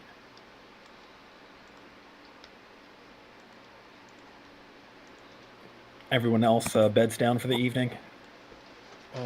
Jacob, How many takes first shift? Tally on first ship. Jaeger, what were you saying? Jacob would like to try to be up at least for the check-in. Just to make sure that in the background he doesn't hear the goblins planning something while giving the party affirmation. You know, hear him in the background, something's wrong, just tell him go and send out a party to investigate. He'll be like, just hold tight and do whatever. Okay. So Taliesin and Jaeger stay up to keep Alistair company. Second When midnight, watch. say, gets second watch. When midnight rolls around, the check-in comes as they warned you. The goblin on the other end is actually yawning as they call out for a check-in. All right. Is Klinkle staying up to speak into it, or am I using the recordings? If Klinkle actually rolls for it, the rolls can be adjusted. The recordings are just recordings. By just, I mean buffed. The hell yeah. I'll mimic this one. Jaeger's gonna definitely give her bardic inspiration then. All right, and I'll use Flash of Genius. Jeez. All right. Klinkle, let me have a deception check from you. No. What am I getting pluses for? What are my pluses going to be? Hold on, I think there's actually a Kenku ability for this. Yeah, recall gives me advantage.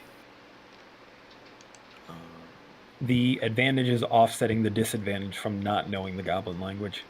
All right, so if she uses her mimicry, that feature, as written, it's you can accurately mimic sounds you have heard, including voices. A creature that hears the sounds can tell if they're imitations only with a successful Wisdom Insight check. It's DC plus proficiency plus charisma. So would it be better for that to be rolled, or they are not checking to see if this is an imitation? This is for Klinkle to try and present what she's reciting as an actual response back to what's being asked. Okay, so it could be deception check with advantage, and it's going to be charisma based. Straightforward deception. The mimicry offsets the disadvantage from. Not okay. But you can stack your buffs as needed. Yeah, stacking buffs is needed. So you'll get a +5 to that as well. So total +9. Total +9.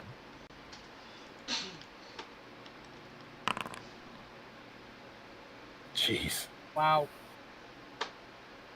That was a damn good deception check. That's an 18 on die. Oh. Oh. Yeah, so the routine proceeds.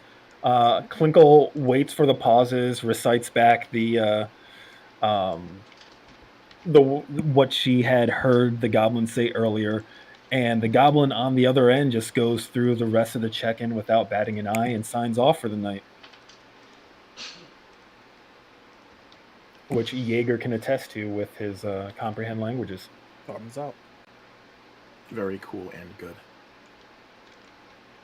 All right, go team. Those of you who stayed up for first watch go to bed. Second watch takes over. And the evening progresses into morning uneventfully.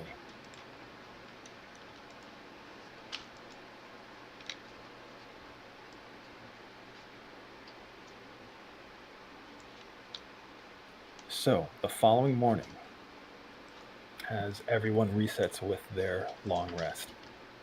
Based on the map, you are about 1 day's travel out from the Eldritch Machine. Your estimates would probably put you in the area around evening, unless you decide to use magic to accelerate your travel at all. How would the party like to travel this distance?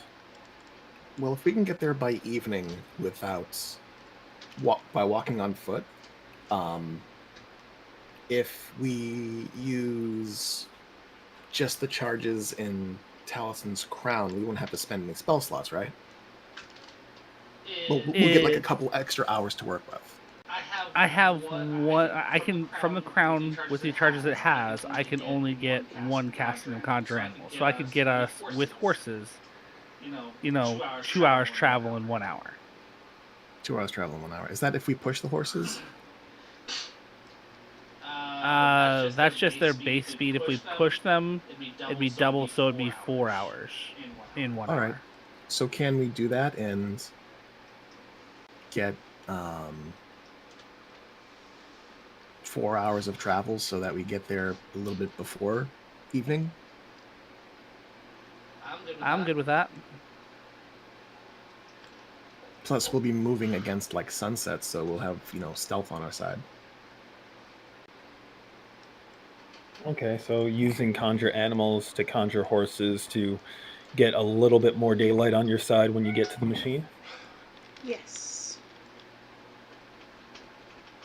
Yeah, that way we're hitting whatever this is at full mast. All of our shit intact. Alrighty. Gonna deduct some rations. So, after putting together your hearty breakfast, you conjure your steeds and take off into the wilderness to continue your journey to the Eldritch Machine. As the day progresses and you get steadily closer and closer to the eye of the storm, the clouds above grow thicker, grow darker. There's still sunlight filtering through, but the sky is heavily overcast the closer you get to the mountains.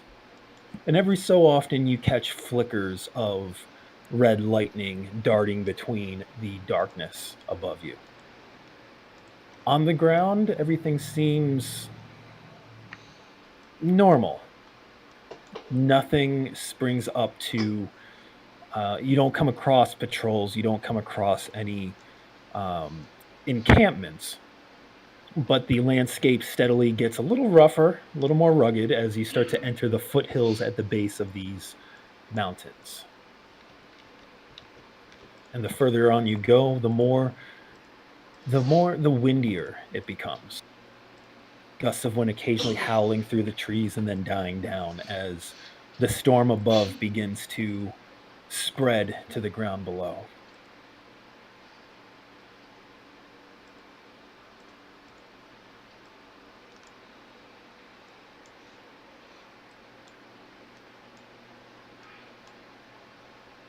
towards the end of the day,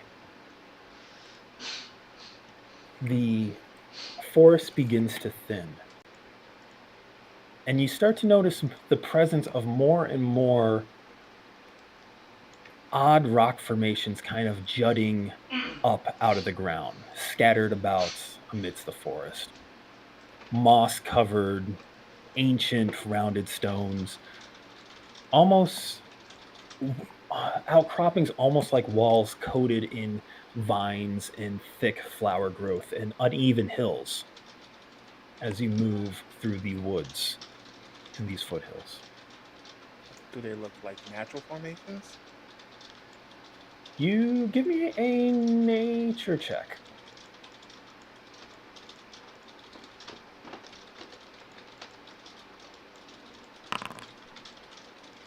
14. 14. Jaeger, some of these look natural. Some of them strike you as odd. You can't quite put your finger on it because nothing is like leaping out as clearly unnatural. But some of these outcroppings don't make sense in a certain way.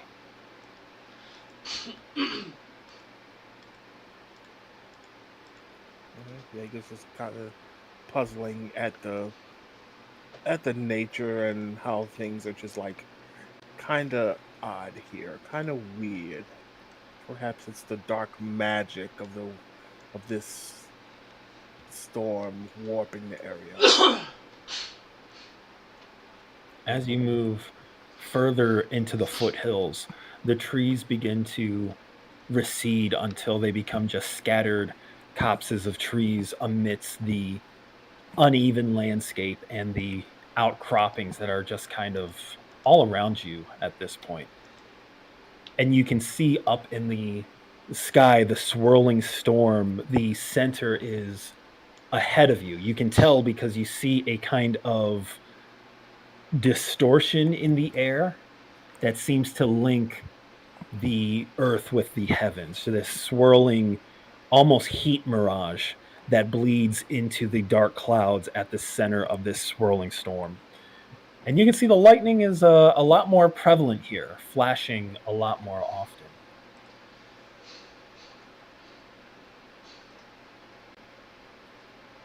You press onward, and you end up rounding a corner, and there before you, you see a enormous pillar of rock, a piece of the mountain that seems like it's just been almost sheared off of the side. And on top of this pillar is a tower, a structure. It's hard to tell how many floors it is, but it's large and thick, somewhat squat almost. But from the tip of the tower at the very top, you can see this distorting cyclone rising up into the sky. It seems like the source of the storm is within the tower on this spire of rock. And you can see that there is a connection between this spire and the mountainside, almost a large broken bridge that you can't quite see the details of from this distance, but you can tell it remains at least partially intact, connected to the mountain with what looks like a road that leads down into the uneven hillside that you are all now hiking through. You see that, God damn this cat.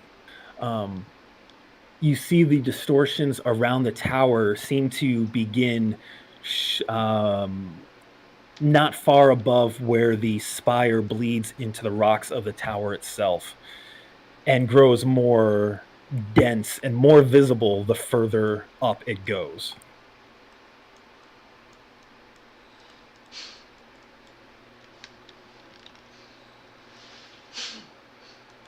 Let me change something.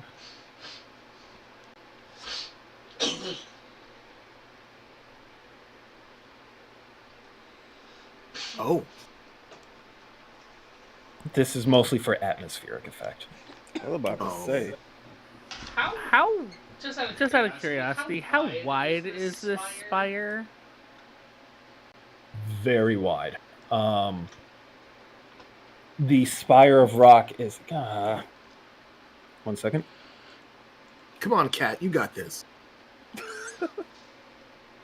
I'm the DM now. I'm trying to keep them. run the game? It's gonna be a lot of fun. No, the spire is like, it's a solid rocky outcropping, like hundreds of feet across. The tower itself is kind of, it seems to have been carved out of the uppermost part of this spire of rock. Okay.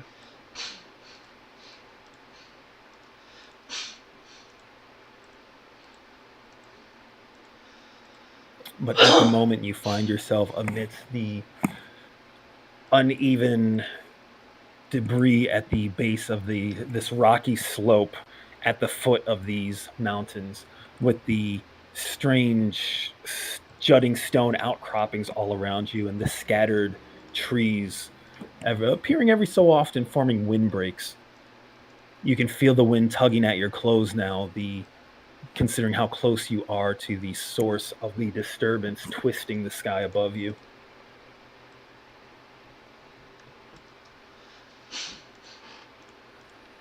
Right, was our plan to sneak in and fuck shit up as best we can, or did we have something more robust than that? Oh no, that sounds about right. How do we get in? Are there signs of like architecture in the spire? Or is it just like a monolith? The spire is literally just a rocky, large rock jutting out, like almost like a small mountain jutting up, and the top of which is kind of bleeds into the carved formation of the tower itself. Oh, okay. I got a better idea of it. You do see the remnants of the bridge linking this spire and an area of the spire which isn't flush with the tower itself, linking it to the mountainside at the end of a road that seems to lead down into the area where you are. And I say road just because it doesn't seem like paved or carved that way, but you definitely see a flattened path wide enough for a wagon or two abreast to go up and down, kind of carved into the mountain that leads up to this place.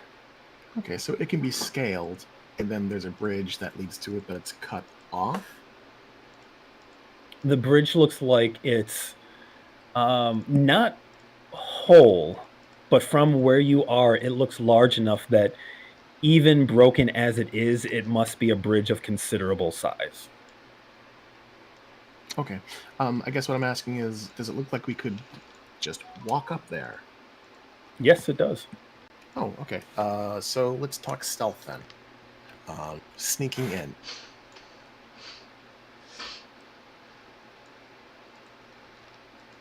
Well, I'm sure Taliesin has passed without trace, so Yes, I do.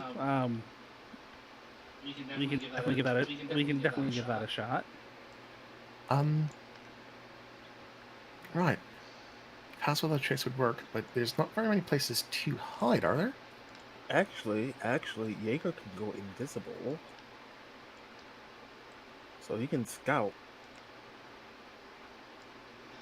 In the area where you currently are with all the scattered outcroppings, it looks like there's plenty of areas down here in the foothills to kind of stealthily move across. Once you're on the road that leads up to the bridge across to the tower, that area seems largely open. Okay. Then I would like to suggest that we stealth up to that road, and once we're in open, right before we get to open area, consider our options.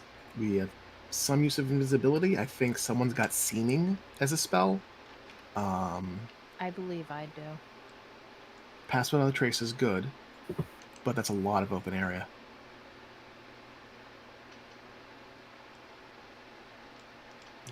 Long strider, invisibility.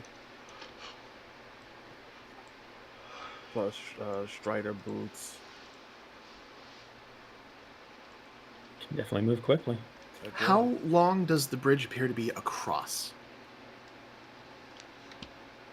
From the mountainside to the spire upon which the tower is perched, that looks like a good...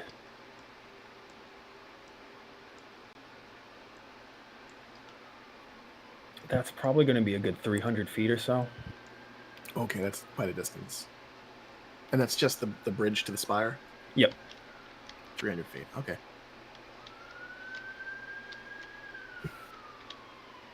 I can upcast invisibility and catch 2 people in it. That's about all I have.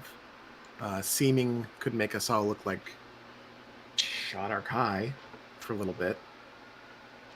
I can also upcast invisibility. I've got the cloak of Bamf. You got the Cloak of Bamf, so once we get there, you can just Bamf 2 people over, yourself and another, because you can Bamf 500 feet with Dimension Door. Yeah. Okay. So that leaves me, Emmett, Jaeger, Say, and Taliesin. I have a plus 9 to stealth, so, and I can climb walls. So. You could climb under the bridge! Literally can, yes. Okay, you've got cover. So then we just have to move Taliesin, Alistair, and Jaeger and Emmett. How are Taro and Vera doing? What's Taro got? Taro has a lot of stuff that makes life miserable for whoever annoys him. Oh, he's that kind of wizard. Double checking. I mean, Jaeger could just like walk across carefully while invisible. Somebody else can deal with Taro. So he can't make anyone invisible, but he can do shifting darkness, which is just basically just magical darkness. Does it follow him? I don't believe so. I'm checking it right now. Yeah, no, it's just a blob of darkness. Blob of darkness. Okay. He can ink. He can ink. Any holes, Jaeger can run and jump and teleport himself.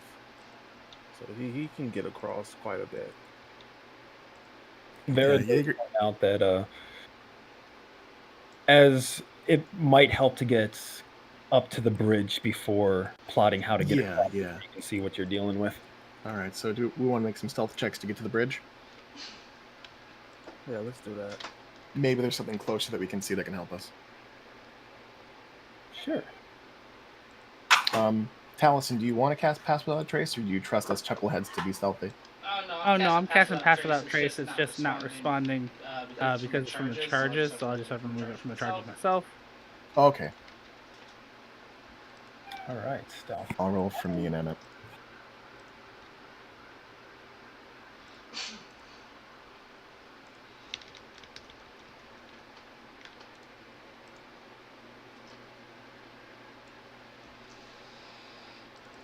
Wow. I don't know whether Vera is impressed or if she's annoyed, but she and Taro get the same exact stealth score. And considering his bonus is only +1. I got it's a +10 for pass. Yep, +10. So that's a 28. Just 30 for Jaeger. 22 for Say and Taliesin. And Klinkle. All right, I posted mine in OOC. 31 for Alistair, 26 for Can't Emmett. believe I rolled a 3. 10th level rogue can't come fast enough. Vera and Taro both rolled 17, so they get 27. Very cool and good. All right, so you set off through this broken, eerie terrain underneath the twisting dark sky of the storm above you, swiftly making your way up the slope, darting from outcropping to outcropping. Alistair, you did roll for Emmett, right? Yeah, he got a 26. Perfect.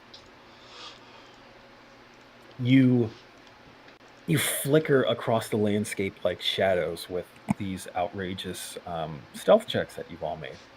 And you get to the road that leads up to where the bridge begins. Here is where things get difficult since you're moving across open ground up the road. But the spell that Taliesin has cast has gathered shadows and shifting colors kind of around you to help you blend into the mountainside you're traveling up near. And by carefully moving your cloaks around and just kind of being careful about how you move, under Say and Taliesin's guidance, you're all able to make your way up this road towards the start of the bridge. Taliesin, remind me, how long has passed without trace? 1 hour. Perfect. So you steadily climb up the road towards the start of the bridge, and you can see there are tracks in the ground that indicate that at some point this road had been cleared and kind of brought up to code, so to speak, that it could be used. When you get to the end of the road, there's a few scraggly looking trees nearby, and you can see what remains of a large flagstone, almost courtyard, at the near end of this bridge leading to the tower itself. The bridge is a lot bigger up close than it was from down in the valley, which makes the chunks of stonework that has fallen from it over the years a little more intimidating. But you can see that there is enough of it left for you to move across to the other side of the bridge without expending any spells.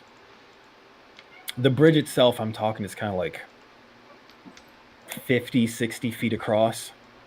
And even with the chunks that have fallen out of it, there does seem to be a twisty path across to the other side that seems like it has been reinforced with chains and 2x4s. It does look like someone has put in the effort to at least make a more stable way of crossing over to the tower. It's still a little unnerving as you all set off. You're considerably high above the ground now, and the bridge, which is held aloft on either side by chains that look like they were forged by giants, does sway a little bit as you move, particularly in the face of the howling windstorm all around you. But you're able to make it to the other side without any incident.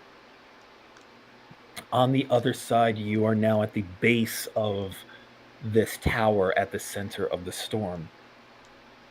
And a couple of you start to feel something in the air, something that feels off. Konane and Taliesin, you both feel it the most. Kind of a quality to the air that does not feel right to you. Alistair, you feel it kind of like an itching sensation on the back of your neck, kind of prickling the skin of your arms. The rest of you don't feel it quite as strongly. That's weird. At the far end of this courtyard where the tower stands there's a large pair of double doors set into the wall of the tower. The doors themselves look like they were once polished gold, but has over time just collected different verdigris and moss. But it does look like they've been opened enough so that you can see them kind of fairly clearly defined.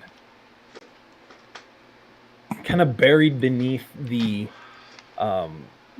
facade, the covering over the doors, there look like designs of stylized images of earth and sky. And the cleanest part is a recessed opening in the middle of the doors, roughly about chest height, that looks like a starburst-shaped depression with a round core, kind of roughly about palm-sized. The air around you is howling, but you see no sign of other people. It's just the courtyard, the door, and the tower rising above you. How old does this look? The door, the tower, or everything around you? Everything around me. Does this look like they've repurposed ruins, or does this look like they have made this structure? Give me a perception check. Perception, sure.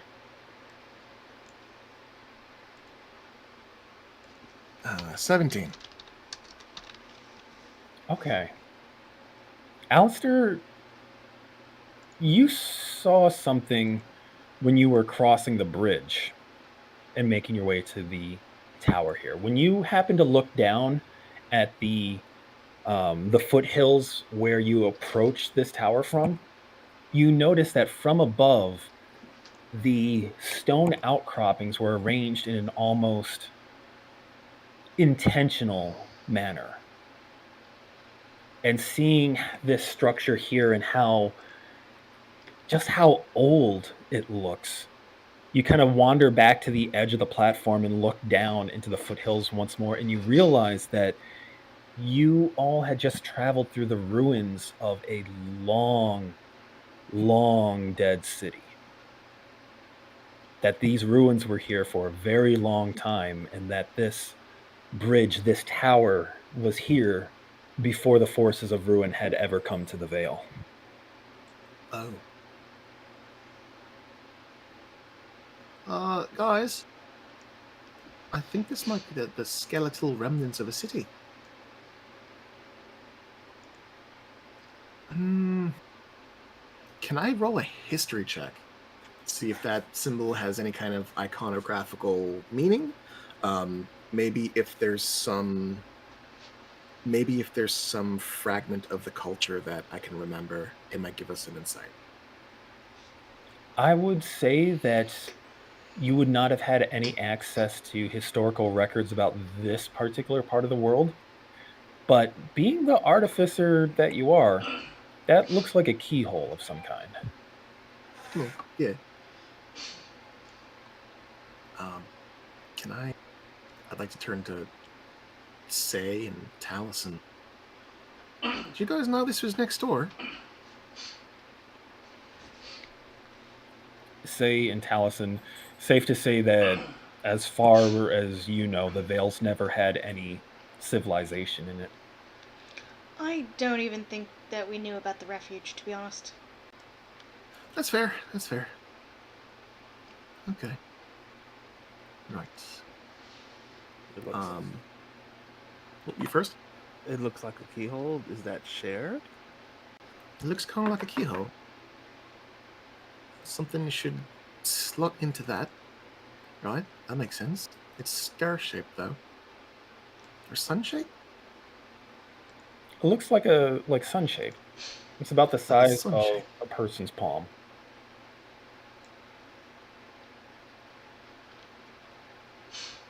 I'd like to go investigate that. Sure. Jaeger as well. What are you investigating? To see if... Oh, I'm sorry, you first. You first. I've been monopolizing. You go. To see if there's a modern keyhole slit in the back or anything that Jaeger can use this key that he's been tugging around on. If it truly is like just a star shape and nothing else, then it's whatever. If there's a little depression in the center that locks tumblers, he's gonna stick his key in. Okay. There doesn't appear to be a standard keyhole.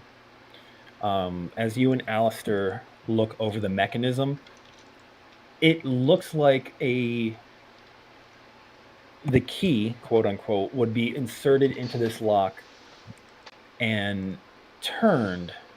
And Alistair, you can make out faint etchings of rune work, so it does seem like this lock mechanism is not a simple tumbler lock that can be picked. Like this lock is unlocked via a very specific key. All right. It looks like a magical lock.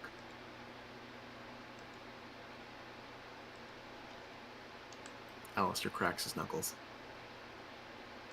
I can do something about this. It's gonna be loud, though. Are you gonna blow it up?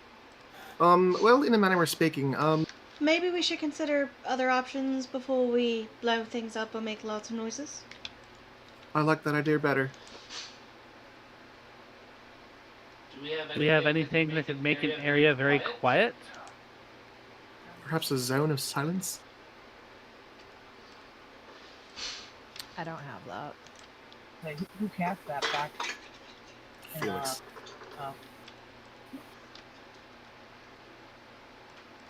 Jaeger does not have anything for that. Alright, should we try to go around the back and see if there's a back door? And Alistair cups his hand to his brow and looks up the spire for maybe windows?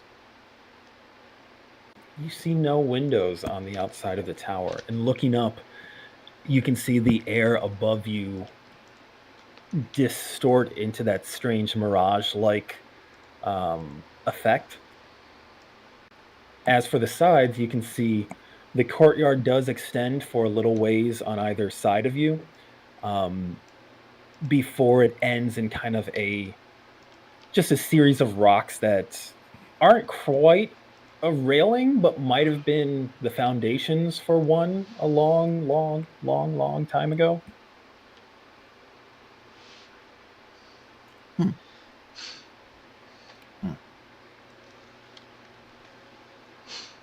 Is it possible to skirt around the spire? Or the tower, rather? It does not appear possible. Just a sheer cutoff. Okay. You say, Yes? I got a kind of odd feeling earlier. Do your,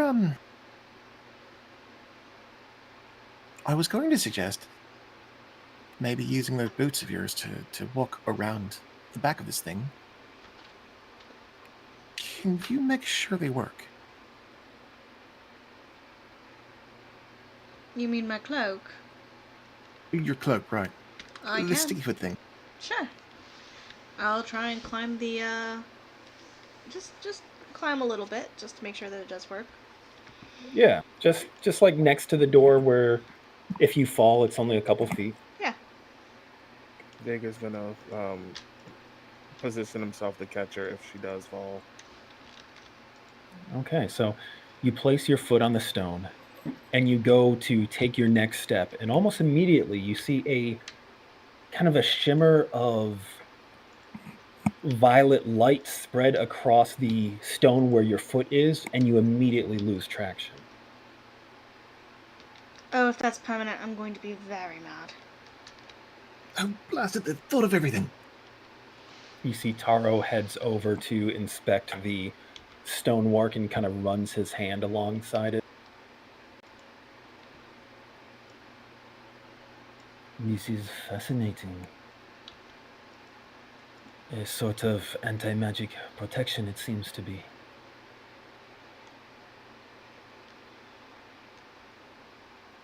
But if that lock is magical in nature, then that would mean that the door itself can be subject to magic. Okay. Klinkle. You can see in the dark with that pellet, right? Is there a seam in the door that you can see through?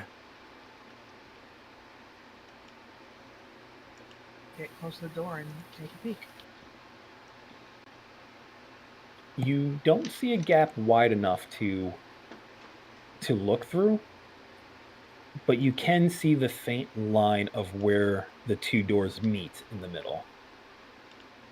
So the doors can definitely be opened, but there's not a large enough gap to peer through.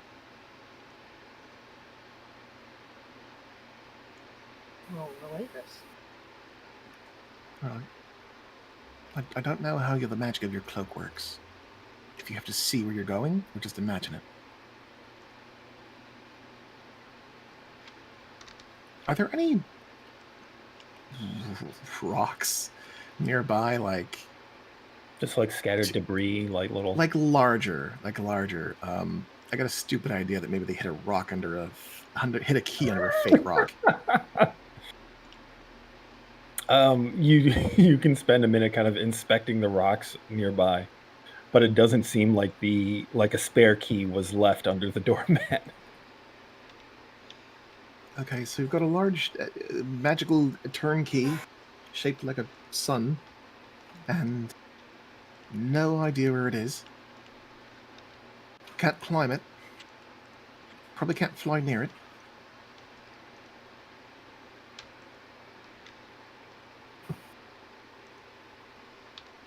Can't punch it. Are you sure we cannot punch it? You can be my guest to try to punch it. Jaeger will take his walking stick,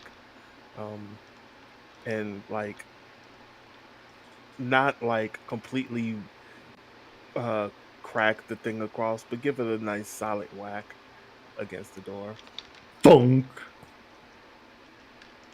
There's no magical discharge of any kind.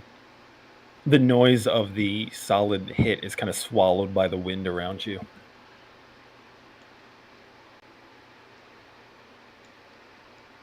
You can punch it if you want to. But I don't believe that would be good. We need something like a siege weapon.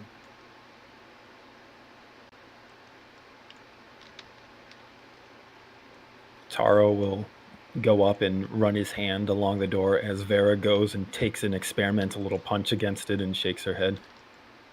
This door is made of metal. I would likely hurt myself if I punch it too hard, but I could probably throw some lightning at it. Would it not to be repelled like they? Taro shakes his head as he runs his hand along the surface of the door. No, for the magic to work, there could not be an anti-magic field at work within the door. So the door can be affected by magic. Is that I think I saw some runes on it. Maybe give me a minute to study these. Maybe I can get some kind of answers. And I would like to study the runes. Make an Arcana check, see if I can divine what it is, and see if I can figure out see if I can fucking hack it, I guess. Puts on his goggles. I mean, yeah. See if there's like a way to fake a key with what I got a bunch of Aether stones. I'm gonna blow something up. Okay, give me an Arcana check as you study this. It's a 16 on die. Hold on. 29. With a 29, combining your knowledge of artifice with the runic that you can make out, you spend several minutes studying the lock. The rune work is incredibly ancient, but you recognize certain similarities with some of the oldest forms of runic that you've studied. So you're able to kind of piece together how certain parts should work. And it definitely appears that this is a kind of magical lock. Normally, a magical lock can only be opened with a key that's attuned to it. But because the magic appears to be active, certain spells that you are familiar with could possibly be used to overcome the locking mechanism. One favorite spell among young arcanists within the Lyceum is the spell Knock, which unlocks any door it's used on but makes a lot of noise. Another possibility is to attempt to dispel the magic that is holding the lock in place, but Usually such spells are temporary. Anti-magic fields could be used to rob the doors of its magic. Or you could attempt to focus a bunch of magical damage in one spot to try and kind of fry the lock and brute force your way through. Okay. All right. I might not have to knock it. Oh gosh, I might be able to dispel it. I've got no idea if it'll work. It'll take a lot of me. Option B, we throw a bunch of magic at it and try to blow it up, which would be quieter than knocking it. I could knock it, but it'll make a lot of noise. And I'll look to say. As far as I can see, unless that key manifests itself in front of us, those are our three options. I don't mind trying to dispel it, but it may not be very useful later on in the day. But knock. Oh, fuck.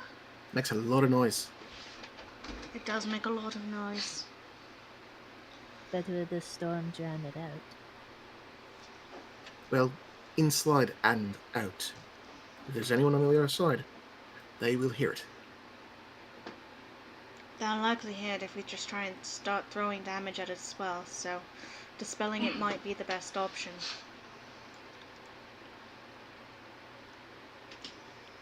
Alistair rolls his shoulder and nods and looks somewhat hesitant. I have a question, DM. Sure. Is a door an object? A door is technically an object. Would I be able to use enlarge reduce on it and reduce it in size so we can just walk around it?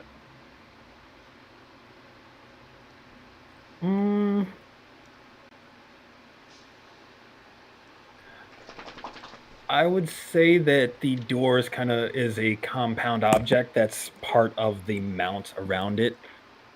I'm thinking enlarge reduce would not be applicable here.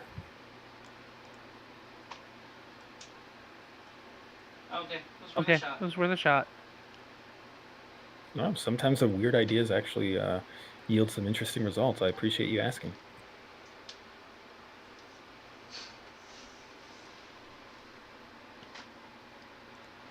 All right.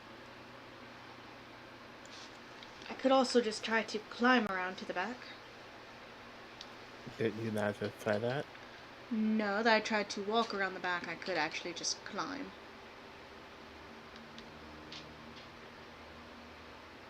All right, well, take some rope at least. Of course. Jaeger apparently has 100 feet of rope, so he offers rope. Yes, he has rope too. Okay.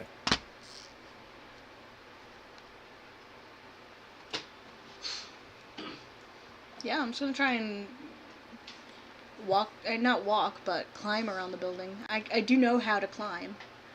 Yeah. So you use the rope to create a strong harness around yourself? Yeah, we have climbing gear and everything, so Okay. I'll just. Yeah, didn't you guys stealth get climbing gear before you went into the mountains? Yes, we did. Yeah. Hey, foresight. All right. So you make sure that you are jury rigged up. Not jury rigged. This is an actual. You have the equipment. We this are, is a proper yeah, rigging. proper rigged. Proper rig.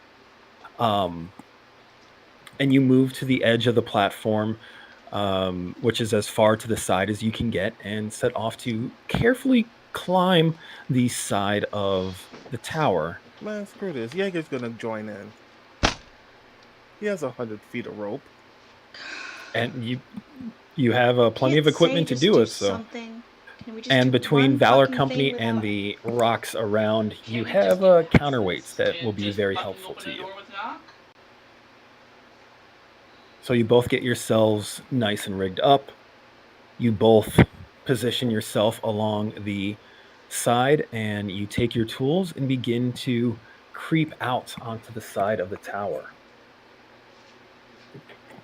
The first thing you notice is that The tower itself is not exactly sheer. There are cracks and little fissures along the side. Small things, but it provides plenty of room enough to grip or, to toss a python on real quick as you attempt to move further forward. However, as soon as you start to move across the surface of the tower wall, you both start to feel a mounting pressure around you. Just this feeling of something building, and you feel the hairs on the back of your neck start to rise. Say your hair starts to get a little frizzy, just slightly. And when you both are about 10 feet off from the platform along the wall, there's a flash of violet lightning. And I need you both to make Constitution saving throws.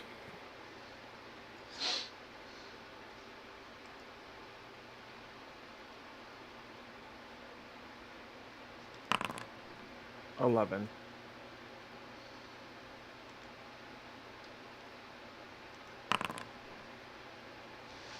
Oof.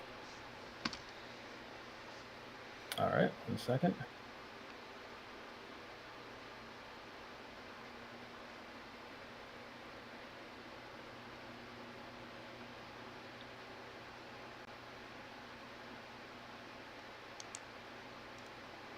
All right. Jaeger, you take 18 lightning damage. Say you take 11 lightning damage, and both of your muscles abruptly seized up as you are stunned and you lose your grip on the wall. However, having foresight and a team and plenty of rocks and proper climbing gear, as you lose your grip and begin to fall, the ropes go taut and you begin to swing as your companions catch you and keep you from falling too far as you're able to shake off the stun a few seconds later.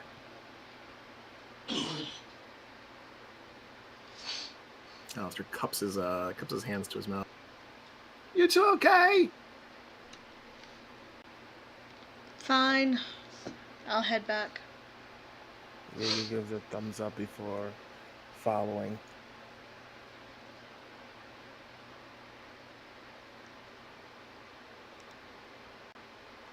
You both climb back up onto the courtyard platform with your companions. Well, that went that. It really did think of everything. I would have said they booby-trapped the place. Right, why don't you just knock and then we'll figure out what we're going to do next.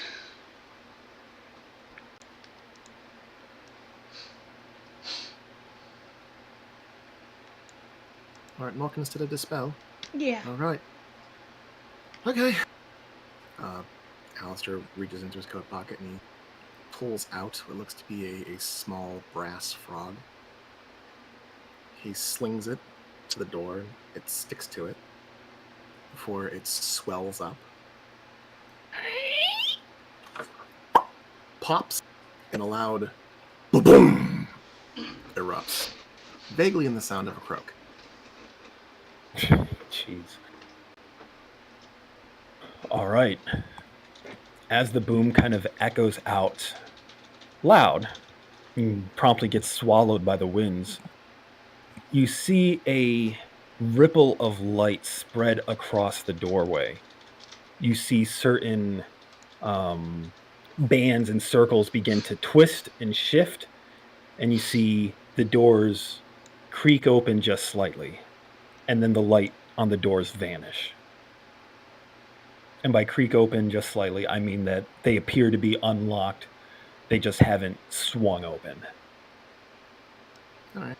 Alistair will move toward the door and direct Emmett to get to the other one and slowly budge it open so the others can see inside. Vegas would help with the door.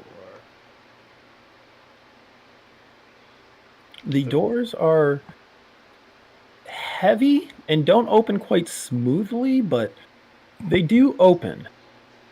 With a little bit of effort, they do open, and you're met by a gloomy interior as the party steps through and into the first level of the tower.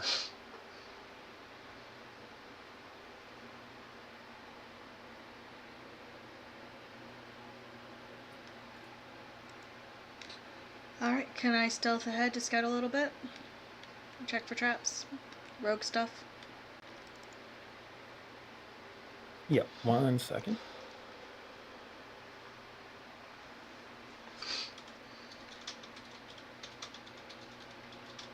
So with the doors open, after a short little, I want to say vestibule, but it's not an actual vestibule, but just a certain way through the walls, you emerge on to a causeway that seems to stretch the breadth of the tower, with a large stone cylindrical structure in the very center. The causeway is lit by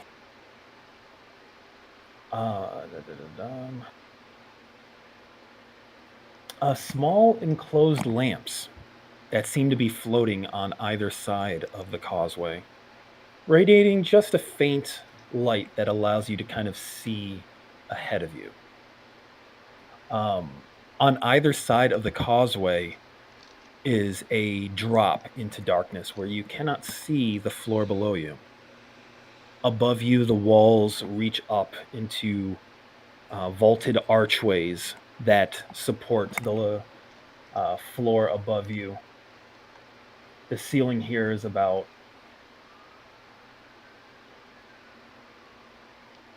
I thought I had noted it down. It's about 50, 60 feet above you. And beyond the causeway, you can just barely see the shape of the walls along the side of the chamber. And you can kind of make out a faint glimmer of design work, metals that have been kind of etched into the walls, embossed and whatnot, but you can't quite make out their designs. Say, as you position yourself ahead of the group, you can see that the chamber itself appears empty. There does not appear any enemies present. No one has apparently reacted to the sound that Alistair has created. Now, for check for traps, give me a perception check.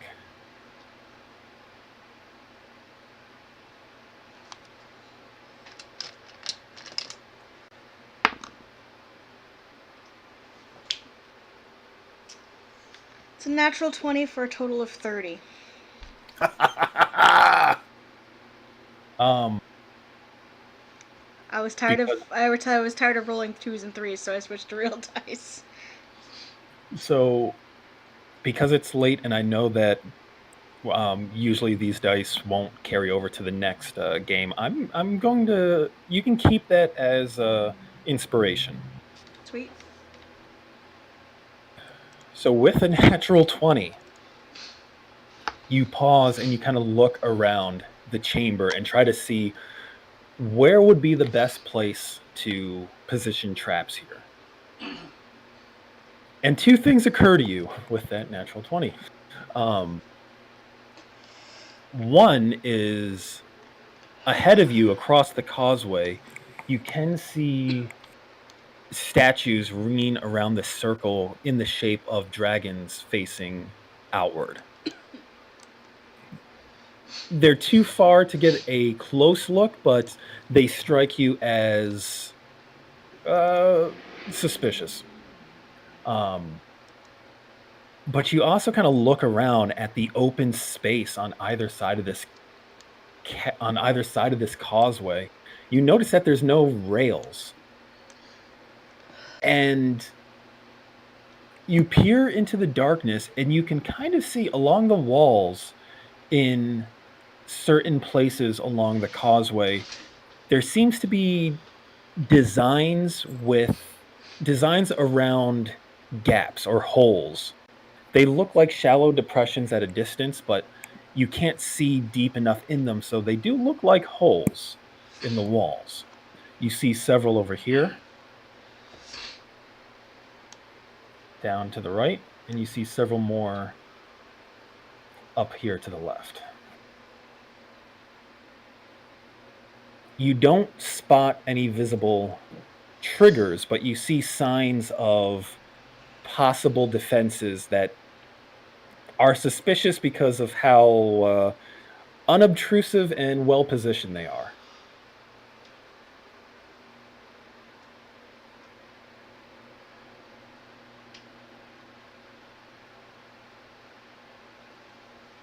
Okay, but I don't see anything like triggers or anything like that. No, you don't see any actual triggers. If there are triggers for these traps, it doesn't appear to be. They don't appear to be like pressure plates, for example. You don't see any signs of something like that.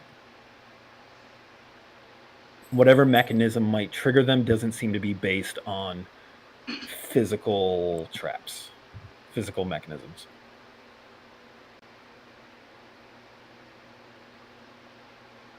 Okay.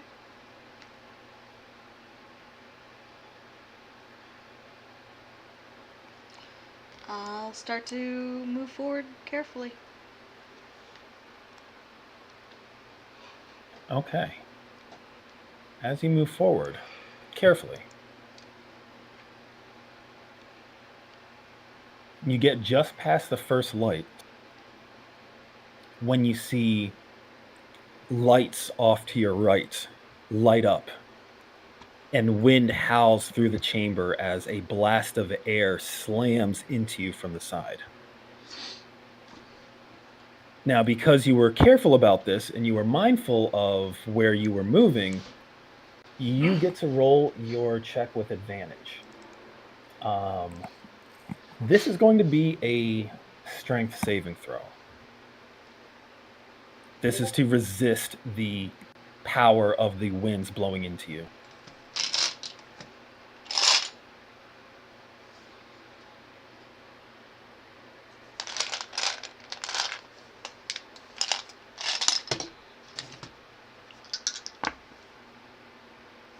You are not gonna believe this. Did you get another natural 20? Yeah, I rolled an 18 and a 20. Wow. These were the dice that almost murdered you all in game on Tuesday. Starting to think they might be weighted. Those dice. All right. Keep those ones. Keep them. So one in the pool. So you feel Total this. of 27 if it matters. At this point, it's too high to matter. You beat the DC on dice alone. The wind slams into you, and you feel yourself pushed to the side 5 feet. But you're able to stay on your feet, and you don't move any further. The wind, however, does not let up. So you get blasted just to that position, and you feel that the wind is still blowing.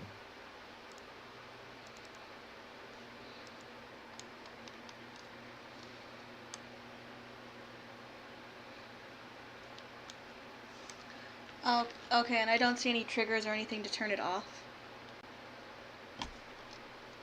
There, you don't see any trigger from where you are. It seemed to have been activated the moment you moved in front of it.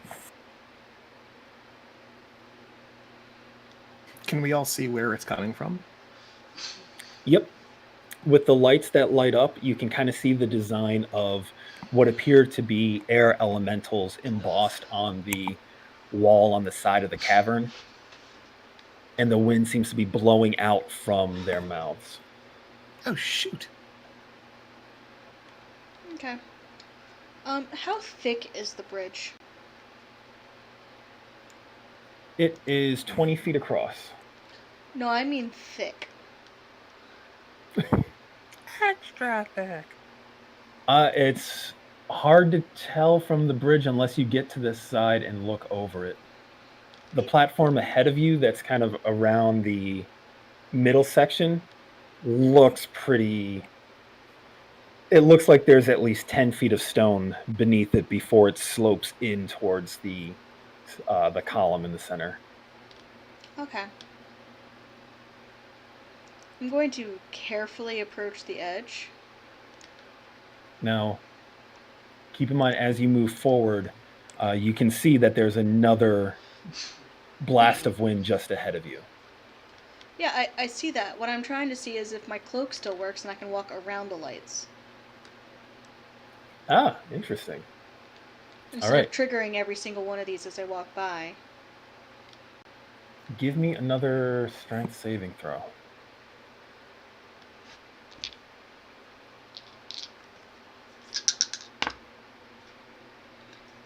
That is slightly worse. 17. Okay. With the 17, you are able to control yourself as the wind pushes you off the bridge. You're able to control how you go, however, by twisting and sliding so your feet kind of drag along the edges of the bridge. Mm-hmm. And you position one foot beneath the other to try and slam against the side of the bridge. And as your foot presses against the side of the bridge, you feel it adhere. Wonderful. Jaeger, as you step forward, I need you to make a strength saving throw. Absolutely.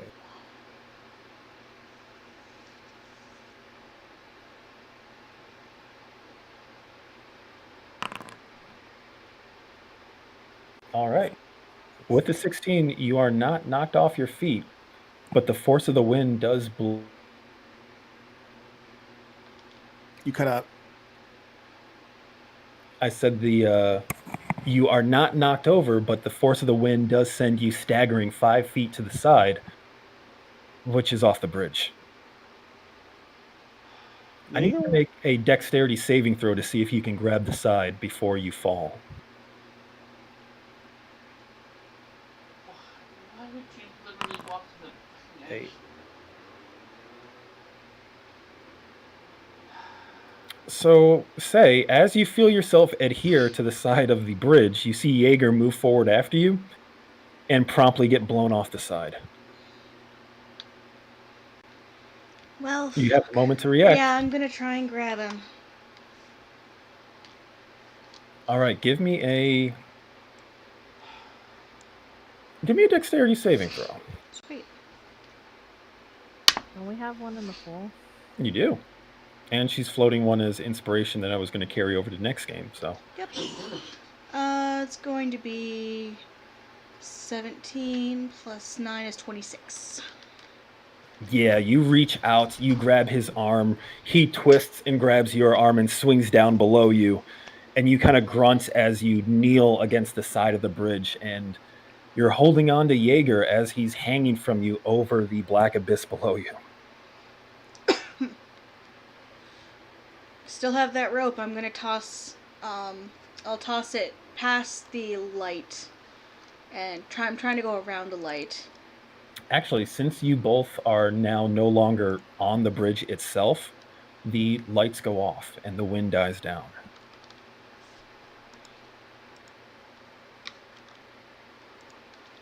Okay, I'm gonna try and toss the rope to people on the fucking on the bridge so that they can help me pull Jaeger back up, because I have gravity, Jaeger does not. This is very true. So going to try and toss it up to them one-handed. Yeah. All right, it's awkward, but I'm going to say unless anyone else moves forward, Vera's going to be at the side to grab the rope and toss it back. As Taliesin and Emmett move forward to provide anchoring points. You now have the rope kind of secured on the top of the bridge, and you've got the other end. Well, where do you have the other end? I'm gonna give it down to Jaeger so that he's not just holding on to my tiny ass. There you go, Jaeger. You have Say on one hand and proper rope on the other. Right. Jaeger's gonna fire back up then. And your friends help haul you back onto the bridge. All right. Well, if that's strong enough to blow Jaeger off, that's kind of a problem. Well, my cloak actually works, so let me walk forward and see if I can find a way to turn it off. Sure. I'll walk up the side. Jaeger sits on the ground, disappointed. Gonna cut my hand to my brow and look at the actual elementals. It's air shooting out of the mouths, right? Yeah, that's what it seems to be. I wonder if we could freeze those.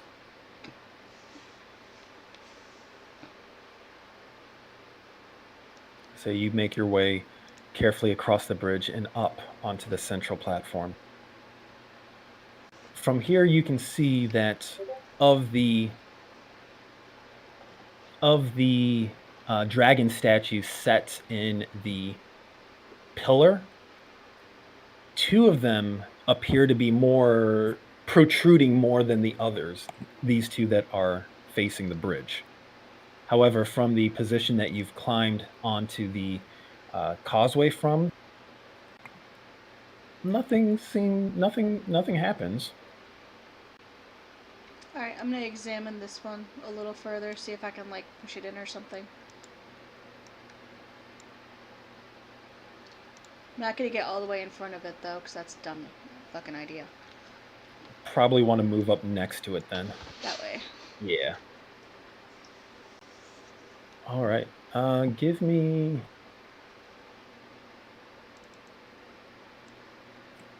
investigation or perception? Your choice. Perception. Always perception. 22. All right. So you see that on this particular statue, its mouth is hanging open, and there does seem to be a channel in its mouth that disappears deeper within the statue, which seems very alarming. And you see where its eyes are. The eyes are actually jewels. They look almost like aether stones, judging by the a dull red glow that seems to be recessed further back, almost like behind the eyes. The fuck? They're definitely jewels. And you consider back to the air elementals that blew you off of the platform before, and how they seem to trigger when you move forward, not because you stepped on anything, but just because you passed before them. And you start to piece together that these traps seem to be based on visual recognition. They're not mechanical traps. They really are magical. Okay. Well, I'm gonna set a python over here. Okay. And basically set up a relay and help set up a relay so that we can climb through the side instead of trying to walk straight down this bridge. All right, interesting. So set pythons on the side and on the ends of the bridge and secure the rope between them so the party can kind of swing their way over, Yep. climb their way over. Yep. All right. I'm aware I can take, be mechanical and methodical about setting these because I don't have to worry about gravity. That is a very good idea. And your party does have plenty of climbing gear to make this happen. God, I don't think I've encountered a game where something like climbing gear was so immediately useful. 10-foot poles, too. 10-foot poles. Cure had one of those for the longest time. It was extendable, too. She never really used it. No, she did use it. She used it to poke an eyeball. Anyway. All right. So we'll say over the course of the next 10 minutes or so, you all take your time setting these pythons and stringing the ropes between them. And once everything is secured, you begin to make your way across the side of the bridge rather than crossing the open space. Now, as you all cross over, is there anything that the rest of the party is looking to do with the bridge or around the bridge, or anything that you're looking for before you cross over? No, I'm good. Yeah, if we can bypass the traps, then we don't have to disable them. So that works for me. Yeah, my only little question is like this gray strip around the edge of the room. Is that like a flat place, or is that just perspective? The wall goes down into the depths. More like Is this a walkway? Perspective, not a walkway. Oh, okay. All right. Then once everything is secured, you make it across to the causeway in the center. For the purposes of moving, you can just move yourselves forward. Whatever, you won't trigger anything accidentally.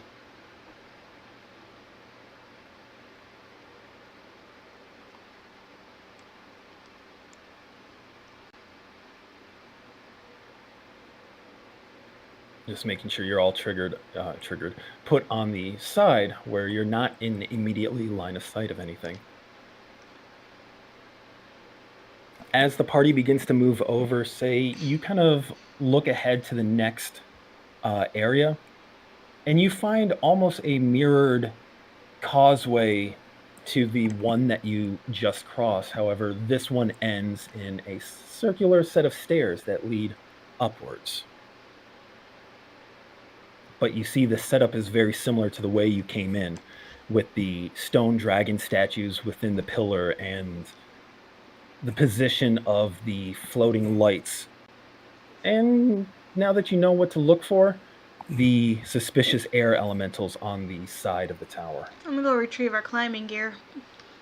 And repeat the process for the second causeway? Yes. All right. With a little more time spent navigating this carefully, the party is able to progress across the second causeway and reach the stairs.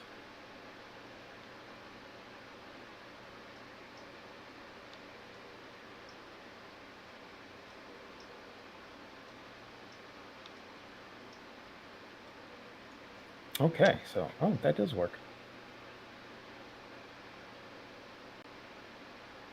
So you all head up the stairs, and there actually is a little stair icon where if you drag your token up over it, it will transpose you.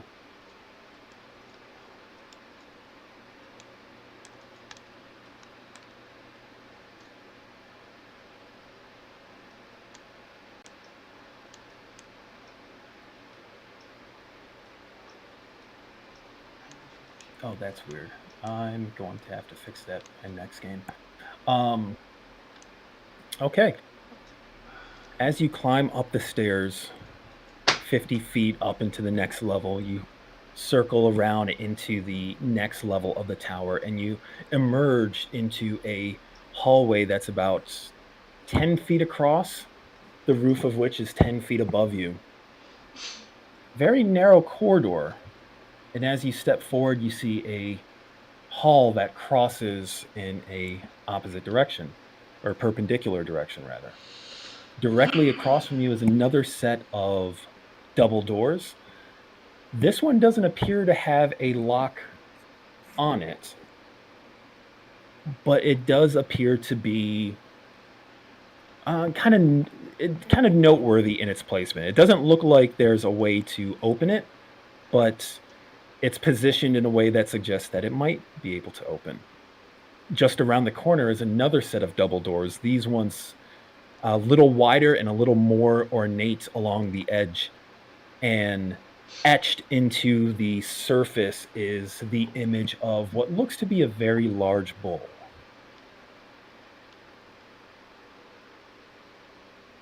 And as you emerge into these narrow set of corridors, we are going to pause here for the night. Okay. All right. Sounds good. Welcome to the Eldritch Machine. congratulations on navigating the first floor without triggering any of the traps, except the first ones, just to find out what was going to hamper you. Good thinking with the climbing gear. Fucked around and found it. But safely. Very safely. Yeah. That's the difference between science and not science. Yeah, I'm going to need to tweak this map a little between games, since the hallway is supposed to be 2 squares across, and I don't want you overlapping with the walls.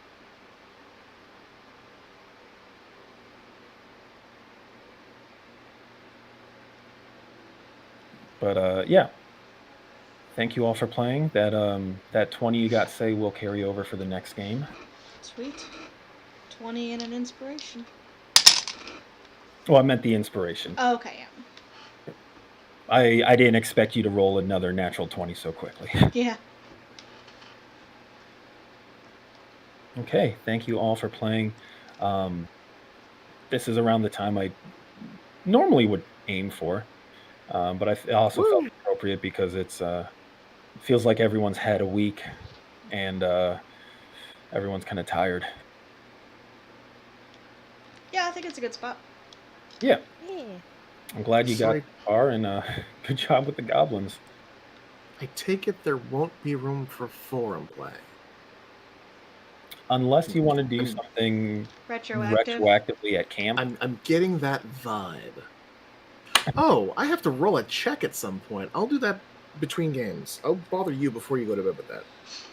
Sounds good. All right. All right. Well, thank you everyone. guys. Thanks for playing. Thank you for running. Thank you. Have a good night, everybody. Have a good